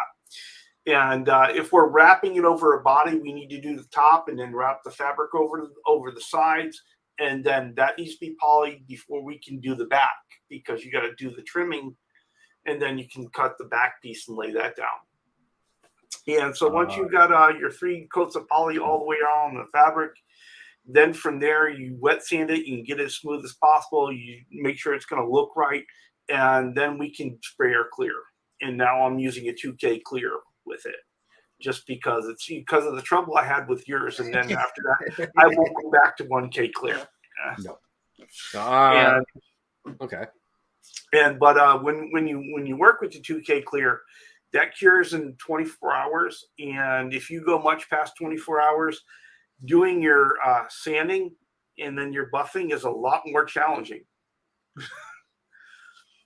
So it's, when I go spray clear, I got to make sure that 24 hours later I am available to go ahead and do the sanding and the buffing on it, right? Or at least the sanding anyway. Because after 24 hours, that 2K clear is really tough to work with. It's just, all of a sudden. And then from there, it's buffing and getting it all set back up. Nice. A few questions here. One, Dave, Texas Toast does have a great video series on fabric tops. Yep. They do. They were, I'm sorry, Ben, but they were a source of really kind of where I got started. And then I watched how they did things. And then I watched how Brad Ingrove did his as well. And then I kind of picked, I said, I can't really get my hands on the Cimatech. It was something I couldn't find when I was looking for it. And so I said, look, it's going to be poly on poly, so that will work, and the poly will seal it. So it's, you're basically working with wood, it's furniture, it's the same kind of thing, it'll work. But yeah. Guitar Man 45 says, is there some kind of book to look through for the designs? I'd say go on Amazon, because then Charles should be able to get it. If you can get on Amazon, Charles can get on Amazon. Yeah, and that'd be probably the easiest way. Or you could always find fabric yourself and include it. And Charles will tell you, you're going to need this much. So you could do that too. Yeah, I can do a guitar in about 1.5 yards. I could actually do it with 1 yard if I had to, but it limits my options of creativity about how the fabric is going to lay out. Hey, we can't suppress the creativity, Charles. That's part of it. So I'd say plan on 2 yards just to be safe. Yeah. What's up, Presley? Amazon is a really good place to go. The local fabric stores I use here are Joann's and Hobby Lobby. So if you can find, and you can look up both their fabrics online as well. Well, there you go. So if they have that in stock, chances are the ones near me are going to have it in stock, and they can be special ordered. Or, I was going to say, if it's available at one location, chances are they could always do an inter-store transfer type thing. They're like, we'll be here in a couple of days. And if you've got some kind of unique fabric that's like a fabric, or you're wanting to do a dedication to somebody, just send me what you got and we'll figure it out. I'm pretty sure Charles is the only middle-aged white dude hanging out in the fabric department at the Hobby Lobby. Get some looks. I get some looks. I bet you do. Especially, why is he all looking at Paisleys and stuff like what's going on? The funny thing about it is the ladies that work those desks, they will help you with anything. And once said the fact that you're working with fabric and you're interested, they get really interested in what you're doing. Oh, yeah. And so and they probably just think it's the coolest thing. You're wrapping a guitar? Yeah, they really do. They get into it, and they will help you go find stuff because they're like, okay, here's the stuff I'm looking at, and here's what I'm going to do with it. And they'll go and like, have you thought about this one? And it's really kind of great. It was funny because when I was shopping for the LP Junior, I wanted I wanted a Paisley, and I went in there looking for a Paisley. And my wife was like, hey, have you seen this fabric? The one that ended up on the strap. Right. My wife picked that fabric, and which I almost commandeered for my project. Yeah, you almost did. But you didn't take it up, and I'm kind of glad you did, because I am. No, yeah, it turned out perfect. And but so I was so grateful to my wife for picking that one out, because it just came out fantastic on Strat. And but like I said, those ladies will help you out with any, what you show them your pictures, also tell them what you're doing with it, because they will help you. It was awesome. And when I bought the fabric for the Strat, and when that day, the lady that was working there, it was her last day. She was retiring the next day. Oh, wow. And so she was so thrilled to sit there and be doing something unique on her last day. No doubt. Nice. Yes, and a lot of this is already documented on Charles's channel, and some of it's public and some of it isn't. That's all I'm saying on that. So, yes. Going an hour and a half. Nice. We got 60 people watching.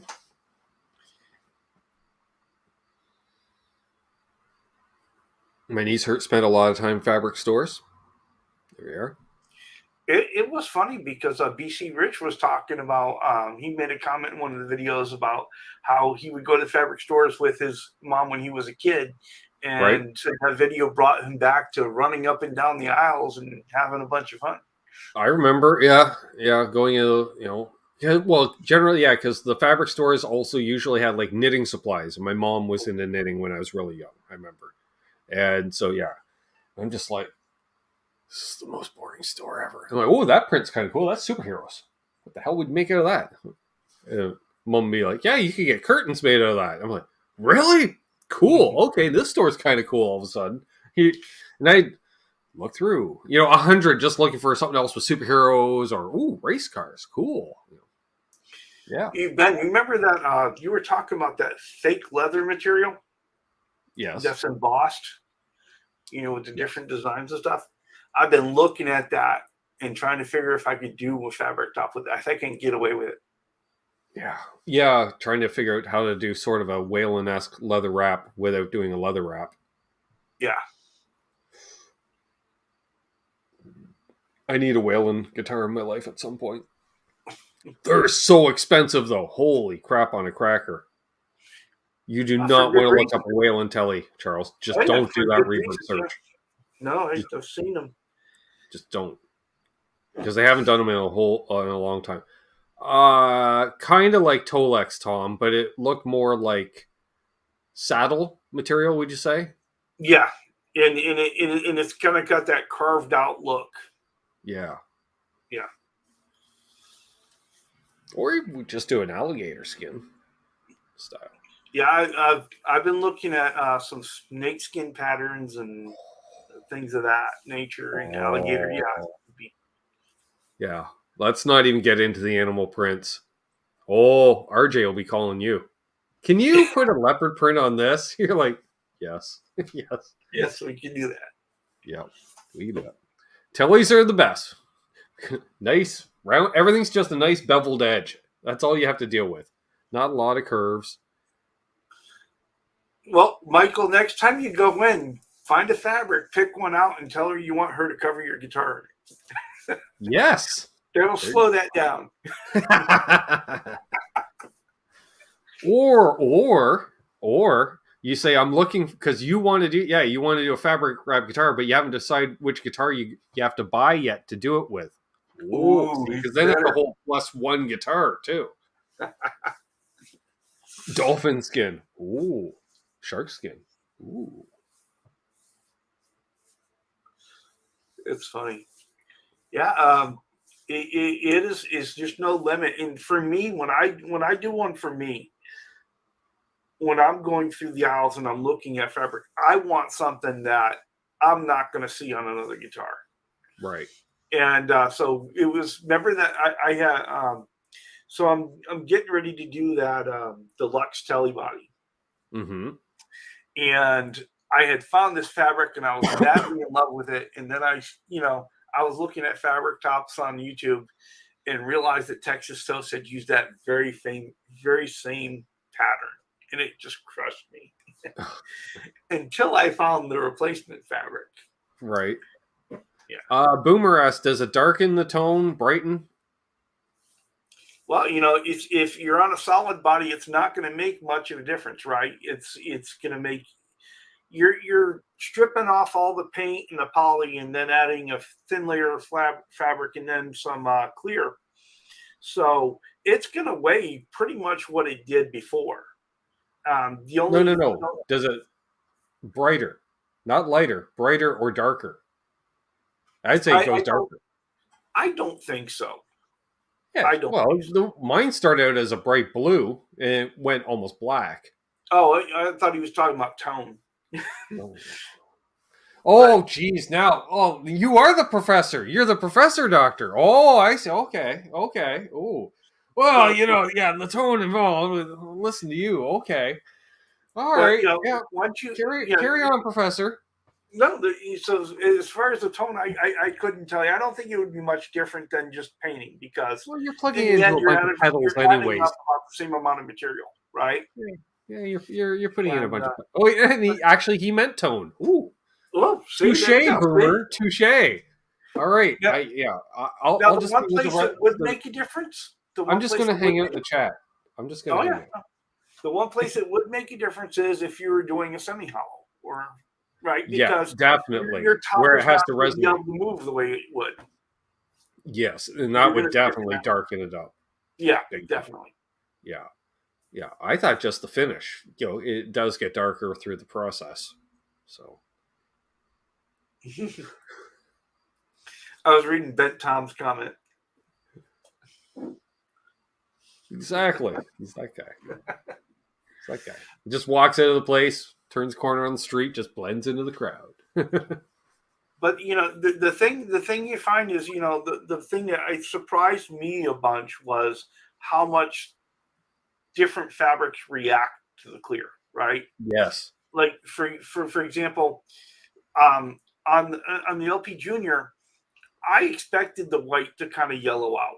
Right. And I figured it would be the glue that would do that as much as anything else.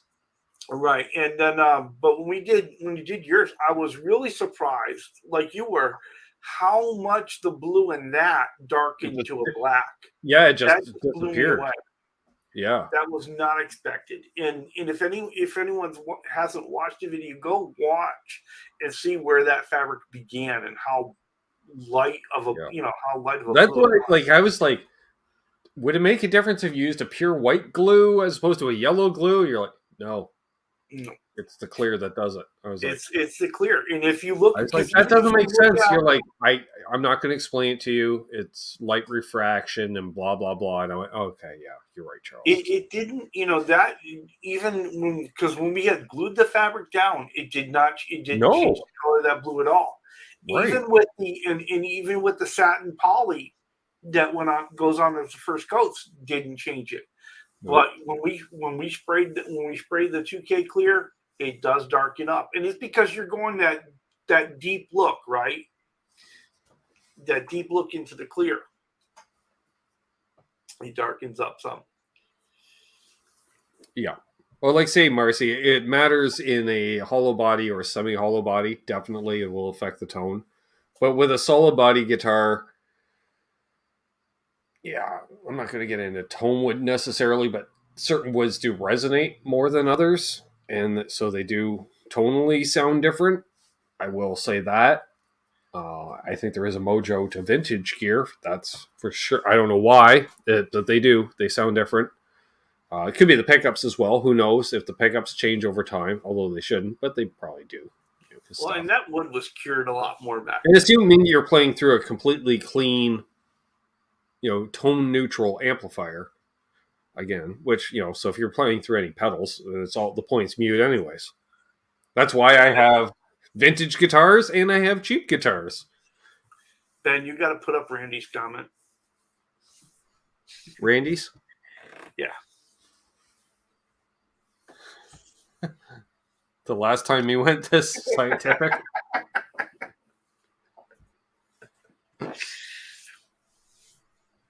Right. So yeah, when it comes to solo bodies, you can make them out of a variety. And like say, once you put a pickup through an amplifier, if you're playing with any form of gain, it really doesn't matter.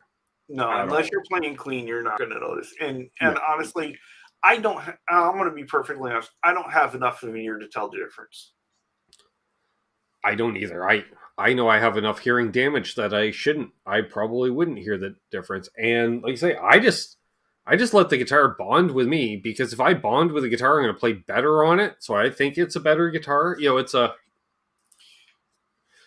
same as if you dial in your tone and it's on point, same as when the guitar is just tuned perfectly, you just automatically play better because you're just enjoying it more. It is about your connection with that individual guitar. And that's why, like I said, I don't have a big gear budget to begin with. So if I can take something cheap and make it look nice, it makes me want to play it more. And that's saying, especially with no offense, but it's not like you're buying like a 59 burst and off the top and fabric wrap, and it's not. You're buying affordable guitars that are still playing affordable wise, and now they just look cooler. Yeah, I mean, I was so surprised. And they're not exactly built out of the best choice woods to begin with. I really thought that the fabric top Strat would just hang. I really thought it was just going to be something pretty to look at. And once I got it together with the two P90s in the single coil in the neck, and that single coil in the neck is actually a middle pickup. And the tones that thing got, I play that probably more than almost all the other guitars I have. It's not the only one I play, but it does get more play because there's a connection there, right? Right. Kind of like the Junior with the TV Jones in it. Well, that pickup makes the guitar. Yeah. Yeah. It really does. That's a whole nother guitar after that pickup. Yes, Marcy, I have seen the Rip speaker pedal. It's a fuzz. It's just very spitty fuzz. That's what the Rip speaker says. It's just a very biased, spitty fuzz. I'm not a fan of that stuff. Like I don't like it, Charles. They're like, oh, you got to get this pedal, but you got to set up your guitar. You got to back off the volume. And I'm like, no. I just want to turn it on. I want to use it. I want to be all adjusted my guitar. It's kick it on, kick it off. Definitely. But, yeah, there's that. What else we got going on?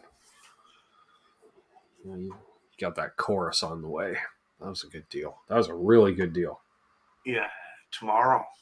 Yeah. And then 2 days from now, he'll be listing a Metal Zone up for sale on the local Craigslist. Facebook Marketplace. If not, he'll flog it during the Zoom call. I got to talk to this Canadian guy about this chorus pedal. Oh, yeah, you do. Because the worst part is, I know it's going to probably sound like shite, but I want it anyways. Yeah. Because it's not like Dods are known for greatness. Their envelope filter. I remember I had it and I sold it to Rich, and Rich is like, I've had several since. He goes, that's single-handedly the worst envelope filter ever made. I'm like, I know. But it does the thing. He's like, yeah, it does. I kind of miss it. I'm like, yeah, me too.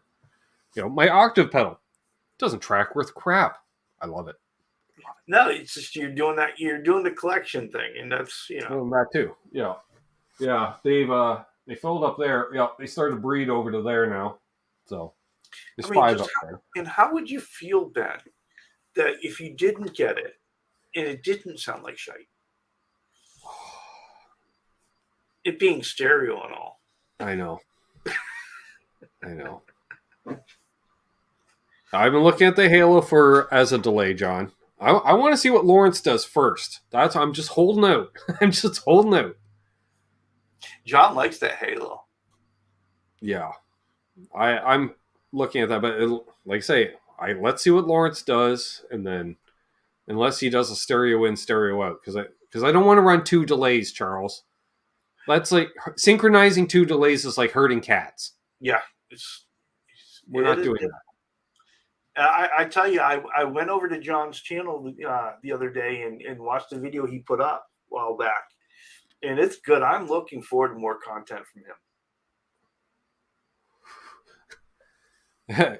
Guitar Man, like you could. Okay, the chat is not helping the gas, Charles. You got Bo saying, Ben, you need to fill both sides of the walls. Well, yeah. Dan needs a rainbow machine. Yes, you do, Dan. Yeah. Everyone needs. You really do, Dan. Tom says everyone needs to give up on these chorus pedals and just buy the rack chorus. It took me 2 years to pay it off, but it was worth it. Screw you, Tom. Screw you. I know, Charles. I know where the highway leads, and that is an off ramp. I'm just trying to avoid that off ramp because I really don't want to get into rack gear. Because if I'm going to go that, then I might as well get the delay and the reverbs in the rack mode then, well, just have that whole back end of rack. Yeah.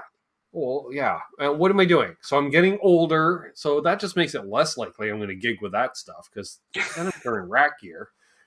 I don't want to carry a pedal board.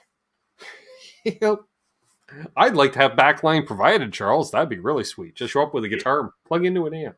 That would be a nice option. Yeah, that's never an option for me. I need the crutch of the pedal board. I need all the flavors out there. Well, we could use Guitar Man 45 as our backline. Well, you can pretty much cover any rider. What do you need? Yeah, like everything, right? Complete rig. Still need to see that. Speaking of which, so a certain airline that shall remain nameless, Air Canada. You might have heard, Charles, I mentioned on Tony's show last night, there's a big rock and roll festival just up the road from John Deschaines. Uh-huh. Where all the Canadian bands are playing, right? And because of their certain vintage, as we say, they're flying in. So, backline provided, essentially, whatever. Guess what Air Canada lost? All the gear? All the gear. Okay. So they decided to fly out with, I believe, some amps. They're gone. Mm-hmm. Guitars, gone. Pedal board, gone. All the gear. Everything. All gone. It's like, yeah. So I don't know. I don't know. Yeah, they had a pair of drumsticks. The drummer had drumsticks. That was it. I go cheap as shit and generic on everything in my life except for things my children and guitar. This is true, Tom. This is so true. We know. Yeah. So yeah, they lost all the gear. All the gear. Now, unfortunately, since all the other bands are playing there, there's probably enough gear that you could borrow gear, but still, it's not your gear. Yeah, it's not your gear, and like you said, it's not your setup. It's not your guitar. I always feel bad for those drummers anyways, because generally flying gigs, drummers do just show up with sticks. Right. Well, there's but you get on your guitar, there's a muscle memory there. And if that guitar is set up even slightly different than yours. Yeah. And if you're flying in to play a gig, chances are you own more than one guitar, and there's a reason you took that guitar with you to play, because that's when you're feeling on at the moment. Yeah, but Air Canada's losing a lot of luggage. Like they're kind of dropping the ball lately. I'm not getting into that. Yeah, so it'll show up in about a year or two. Yeah, I don't know. I was thinking, Honeymoon Suite, Derry Gang could have stopped by John Deschaines' place on the way to Maple Ridge and just borrowed his amp and a guitar, and he would have been covered because John's got the equipment. I'm just saying. I don't know if John would have parted with it. For Derry Gian from Honeymoon Suite, he'd probably lend it. He needs backstage pass, keep the peepers on, right? I'll be your tech for the evening. I might play a gig one night. No, John would say, I have to open for you. Yeah. Everybody was playing. Yeah, we're playing a gig, and Buddy's band was going on after us. He's like, and he asked before the gig, he was like, hey, man, can I use your amp? Because he didn't want to load in his half stack. Can I use yours? I'm like, sure. I don't care. I'm sticking around to watch them play anyways. So we play our set, Charles, and he goes, wow, I really like your sound. I'm like, thanks. Can I just plug into your rig? Excuse me. I guess. Hey, Eric. You saw John's response. Right? Symmetry 2 backstage passes. Yeah, because Symmetry's like, I'm on my way. You saw John's response, though, right? Yeah. Nope. Really? Gary's a good guy. That's heartless, John. Gary's one of my favorite players. It's too much. Marcy says, in a live situation, it's all chaos unless you're playing solo in a concert hall. Does anyone think tone matters to anyone but us? Yes, we care, but does the audience, though? The audience doesn't, but does unwittingly, which is, since we care, and if we're dialed in, we'll play better. And if we play better, the audience does notice that, so they have a much better time. Yeah. So tone does matter, in my opinion. The audience is going to react to you and how you feel, and that's going to sit there and play off of how good of a show you put on. Yeah, exactly. Because if you're having a better time on stage, the crowd's gonna have a better time as a result. Yeah.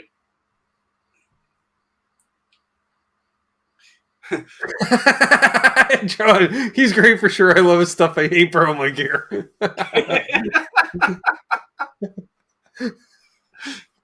Touche, John. Touche. Oh, you can almost hear that. Yeah, you can almost hear that. Yeah, especially after doing a few hangs with John. I can hear his voice.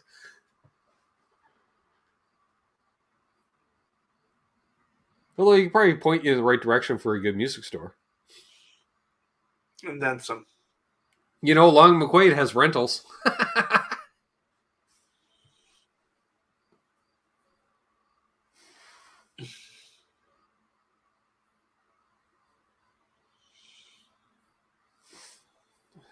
What else we got? So what do you got coming this week, Ben? What do I got coming up this week? I've already shot a soda pop video. Old-fashioned cream soda. Ooh, you went there, huh? I did. I've been eyeing that bottle for a while in the fridge. Because, cream soda to me usually just tastes like sugar water. So you went cream, but you won't go maple. I detest the taste of maple. That's the problem. You're just taking it for the team. Oh, that's beyond that. No, you just want to see me yak on camera. Trying to fit. I'm like, anyway, It's good. That's what would be like. My body would be trying to reject it. Yeah. Thank you, Patrick. This is another one of us. Yeah, that would be a Zoom call thing. Ben drinks a maple-based beverage on a Zoom call. Because that's a pay-per-view event. No cheap seats there, huh? Oh, hell no.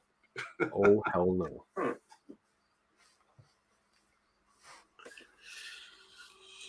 Yeah. Yeah, that's for... No. So, yeah, Zoom call this Wednesday. That'll be fun. Always fun. Curious what Bo's going to pull it, because he was already talking guitar bodies. Now he's thinking fabric wrap. So I think by Wednesday, Charles, he's like, okay, we need to put this and this together, because I went out to the store, and Charles is like, all right. I'm just waiting, because of course, you're obviously no stranger to the channel. A few months from now, we'll look back there as bodies. Yeah.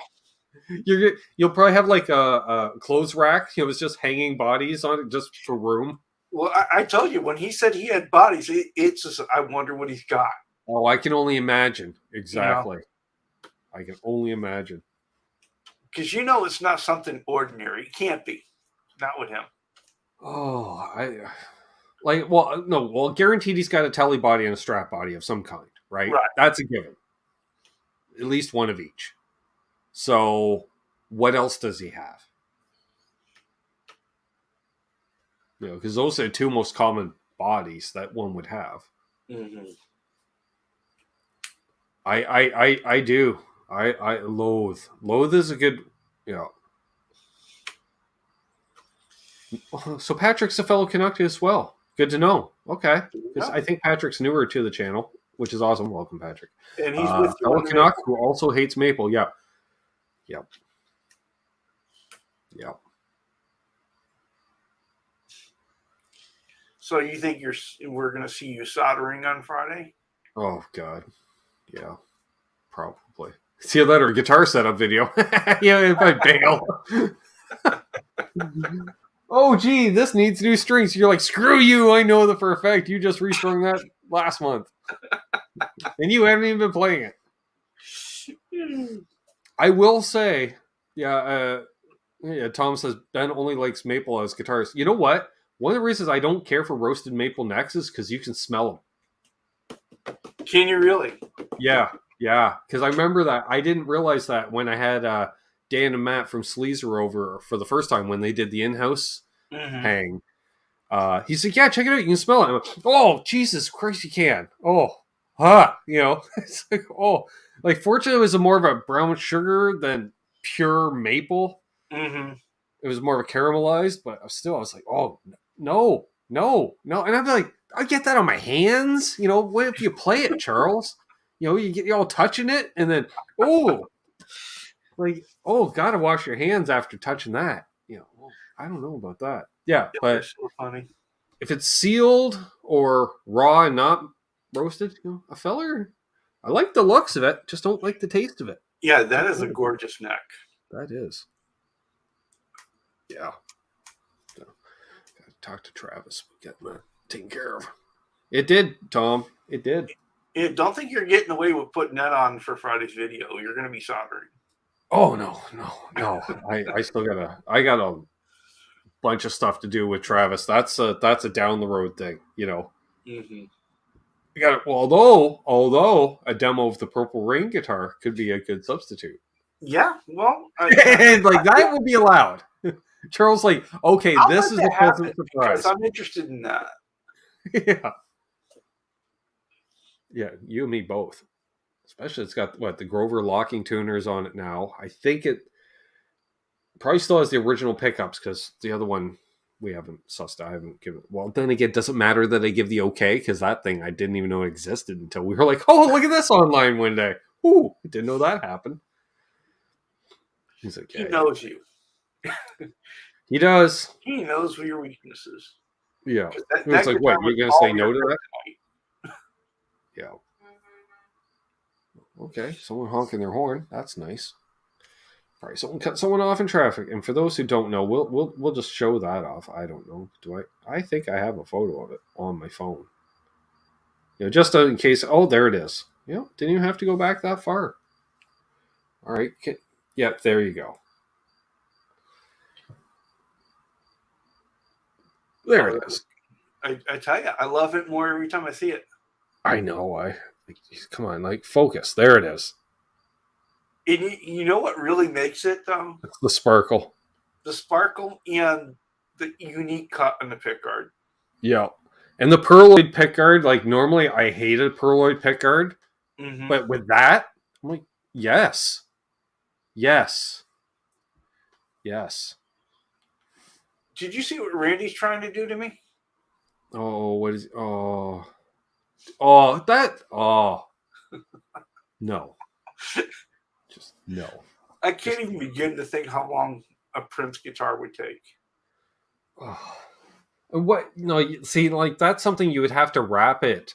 But it would almost have to be like a fur guitar. You wouldn't be putting a finish and sealing it afterwards. It was just it's just too... You just have to have something that can hide seams, because it's all edges.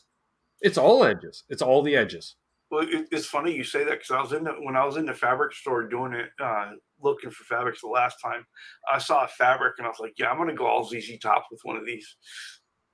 Because it was fur. And I was like, right. What was one? Blackjack guitar, not yet. Shopping, although we're going to possibly get a delay pedal instead. Possibly. We shall see. We had a discussion on a Zoom call about that.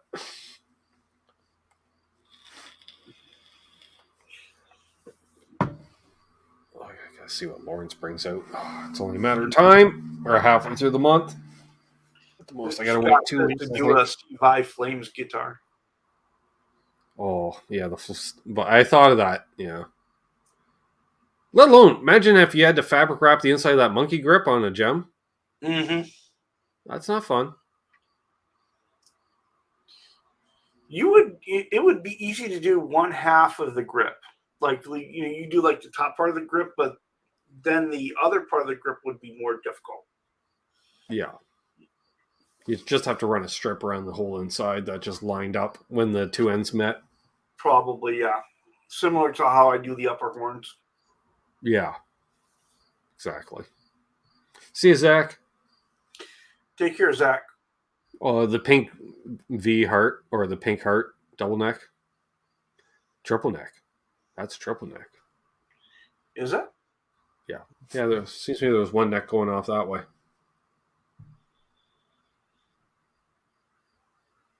Yeah, triple neck. Oh, now I'm thinking delays. Yeah. What's your worst gear investment? Mine is the tuner. My bass is amazingly stable. Marcy asks, worst gear investment? I don't know. I got a lot of poor decisions. Pedals. Lots of pedals. But then again, I figured they were probably crap before I bought them, and I still bought them. So what does that say, right?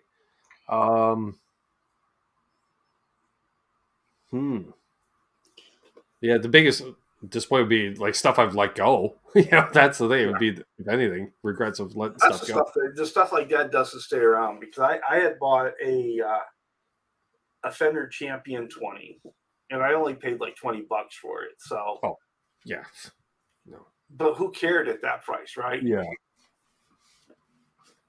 Any guitars? No. No.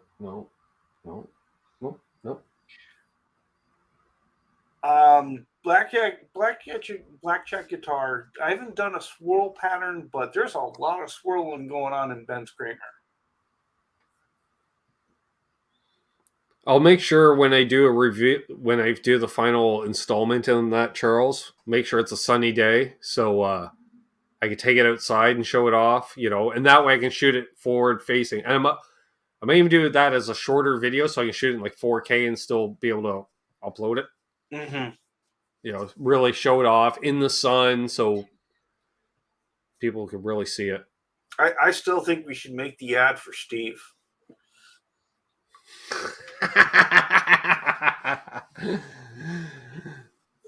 Okay, so we still have 47 people, Charles, and we know a few of them do watch Mr. from Boston. He's not going to see this 2 hours unless he's lurking. So, there's my sis, just in time. So I'm thinking BC Rich. So what we're thinking, BC Rich, is, our friend Steve likes to browse GC used. So what we were going to do was make a spoof ad of the Fabric Kramer. And I would just send him what looks like a screenshot of an ad and say, hey, I just saw this. You should grab it before it's site mapped. Right? That's all I'll say. Site mapped. And he's like, ah! And then he'll see it. And then people find it.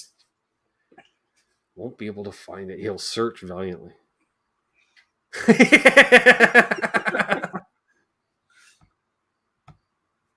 See? Wasn't the only one thinking it.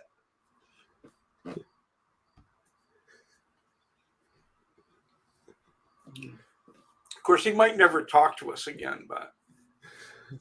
we could lose the wrenches and everything. Of course, he doesn't talk to me now, but, I don't know if he knows you, though. Yeah.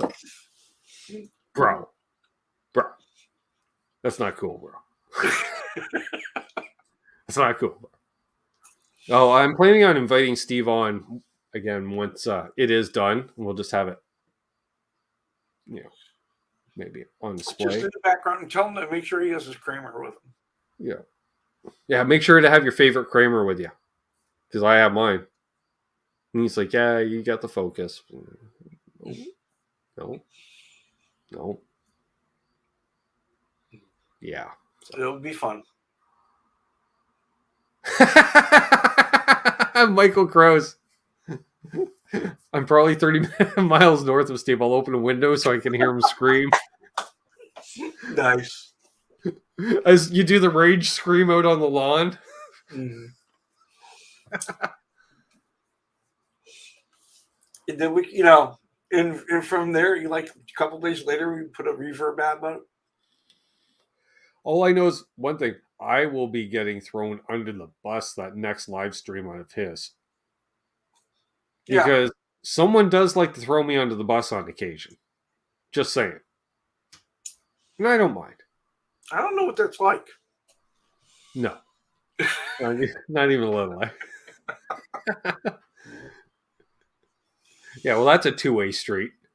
Mr. Random text message. So, here, this will just turn your day upside down. Yep, it did. Thanks. Yep. If I didn't do it, you'd think I didn't care. That's right. You do it with love. You harass me with love. And I do the same thing. If I'm not busting your balls.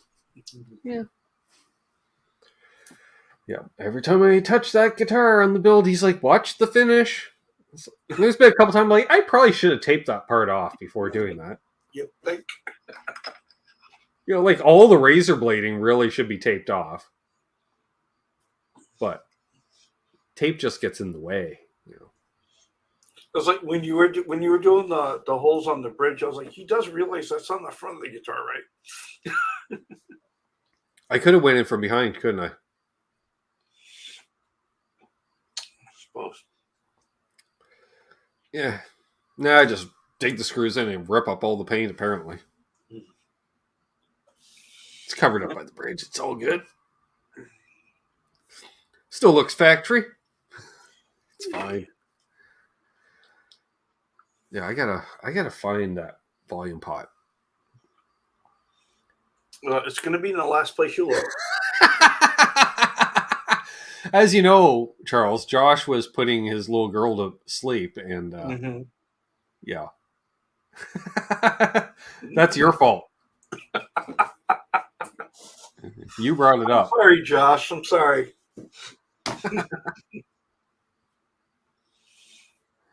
Yeah. Yeah, not a fan of maple. What am I gonna? Yeah, we got the cream soda. I've got some other one. I think I'll do another British one after that, Charles. Got a couple British ones. One is a shanty. Shanty. No, shanty's a song. Toddy? Maybe. Well, Shanty? If you're talking about a shanty, and if you were talking about a beer, a lot of times a shanty is a beer mixed with lemonade. Well, I think it's a pop form of that. Mm-hmm. That's not that. What you just described does not sound good, Charles. And now I'm really regretting buying that beverage. Oh man, it's gonna be the dandelion and burdock all over again. Yeah, that's just two kinds of weeds. Who brews that into a beverage and thinks it's some form of a treat? I don't know who thinks that's a good idea. No. Yeah. Just wrong. Also, pet peeve. Like I get it, health. In the UK apparently, that automatically they take half their sugar and it has to be the fake sugar because it's just as sweet. So that's what they do. If it had 50 grams, now it's just 25 grams and then 25 grams of fake sugar.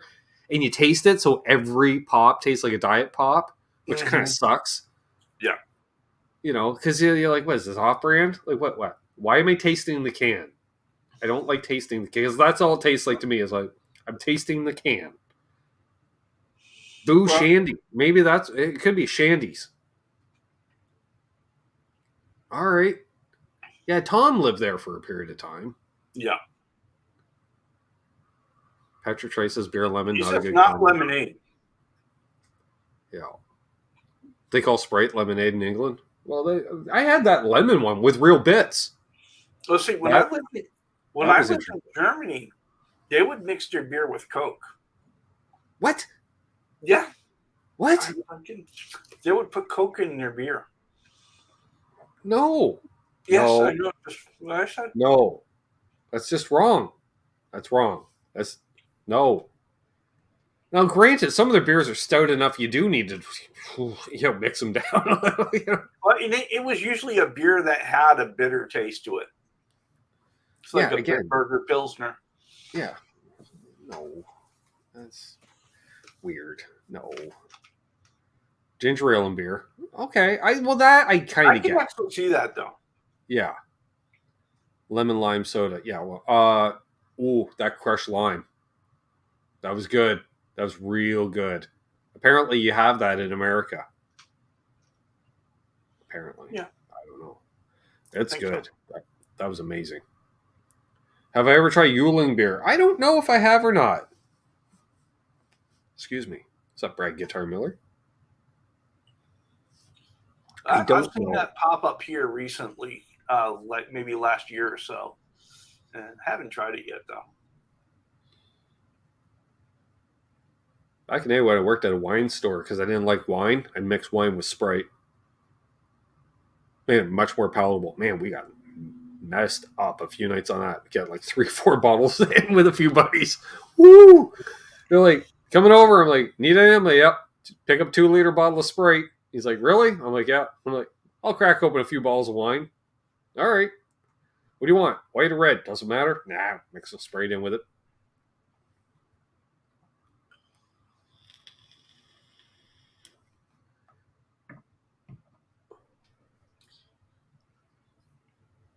The last beer I had, that was an Old Milwaukee too. The last time, I bet you it's been 30 years since I had an Old Milwaukee.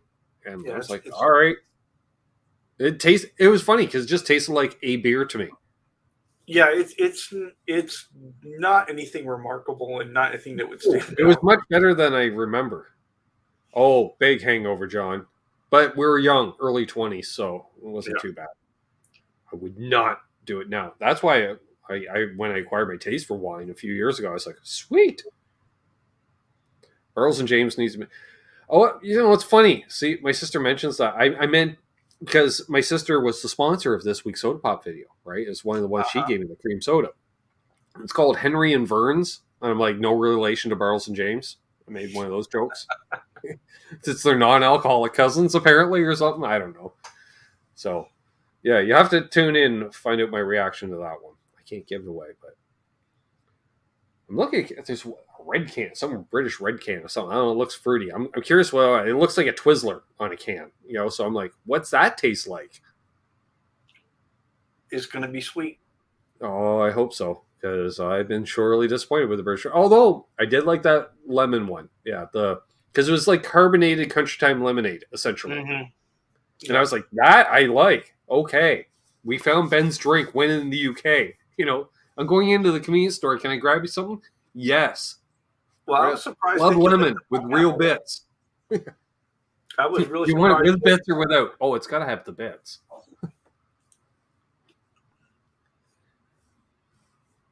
So, yeah. There's that. Oh, and I have a Mountain Dew watermelon. Mm. I've been saving on that because I had to buy a bottle for that one. That's a commitment. That's a lot of caffeine as well as the sugar, right? Well, you don't have to drink the whole thing. It is a tasting video. That's true. See you, Randy. All right, Randy. Take care, buddy.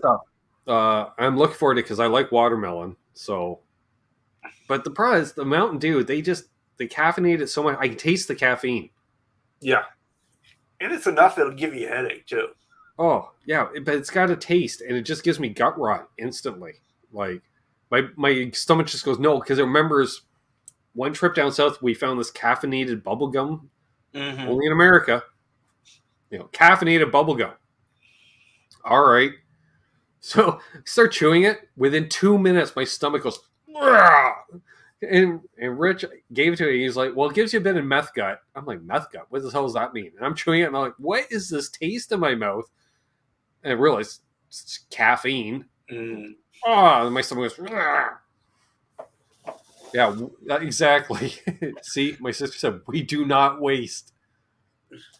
Although, there's been a few of those drinks that, like, Mark will be over. I'm usually talking to him off camera. Like, he's staying there. And he's like, trying not to make it. I'm like, don't worry, dude. I'm wearing a live mic. It's not going to pick you up if you giggle. It's okay. You know, and I think it'd be even funnier if you all of a sudden you're off in the. And so, I've on a couple of videos, and I won't. You know, it's pretty obvious which ones. Like, I'll finish the video, put the can aside. He's like, "You gonna finish that?" I'm like, "No, no." I'm like, "You can try it." He's like, "I don't think so." He's like, "I watched you film the video." I'm like, "Really? You really don't want to know?" And he's like, "All right." You know, that's like, does this milk smell bad? Like, chances are you're not going to enjoy this experience. It's always funny how someone gets something bad and they want everybody else to taste it to make sure it is.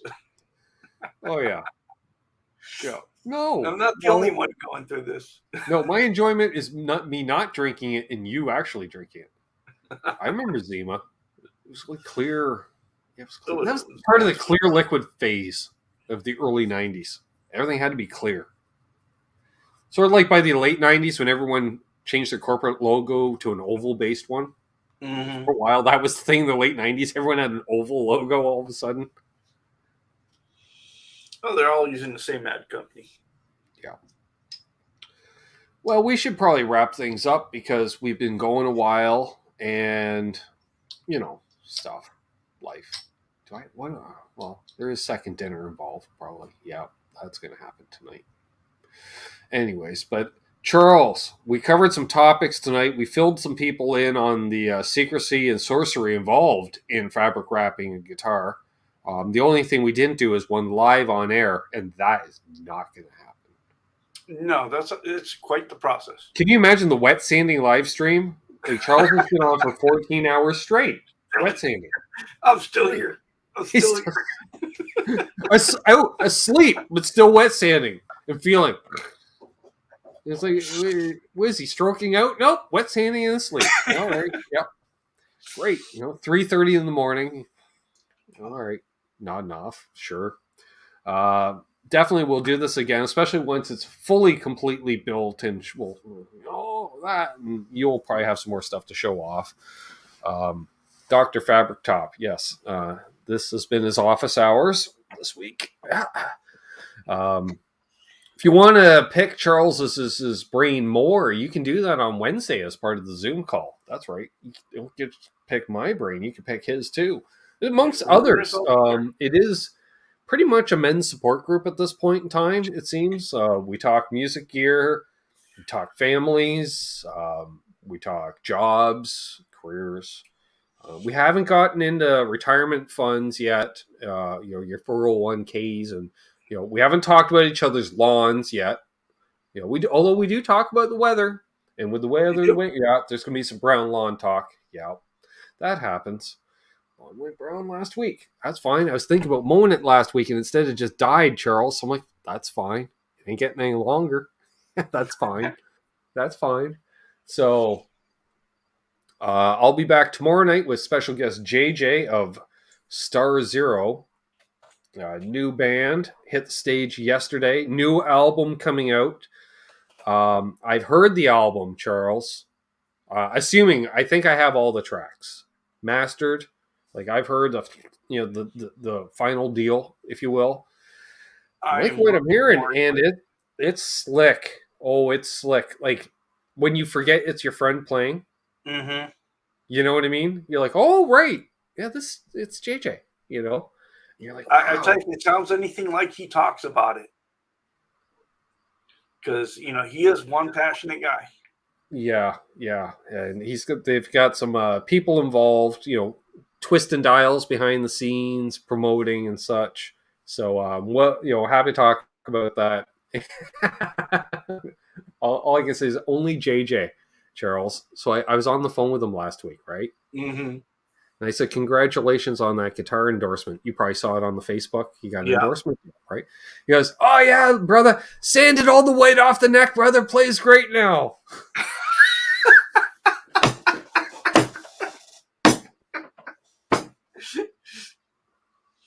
Yeah, that's him. That's brother JJ.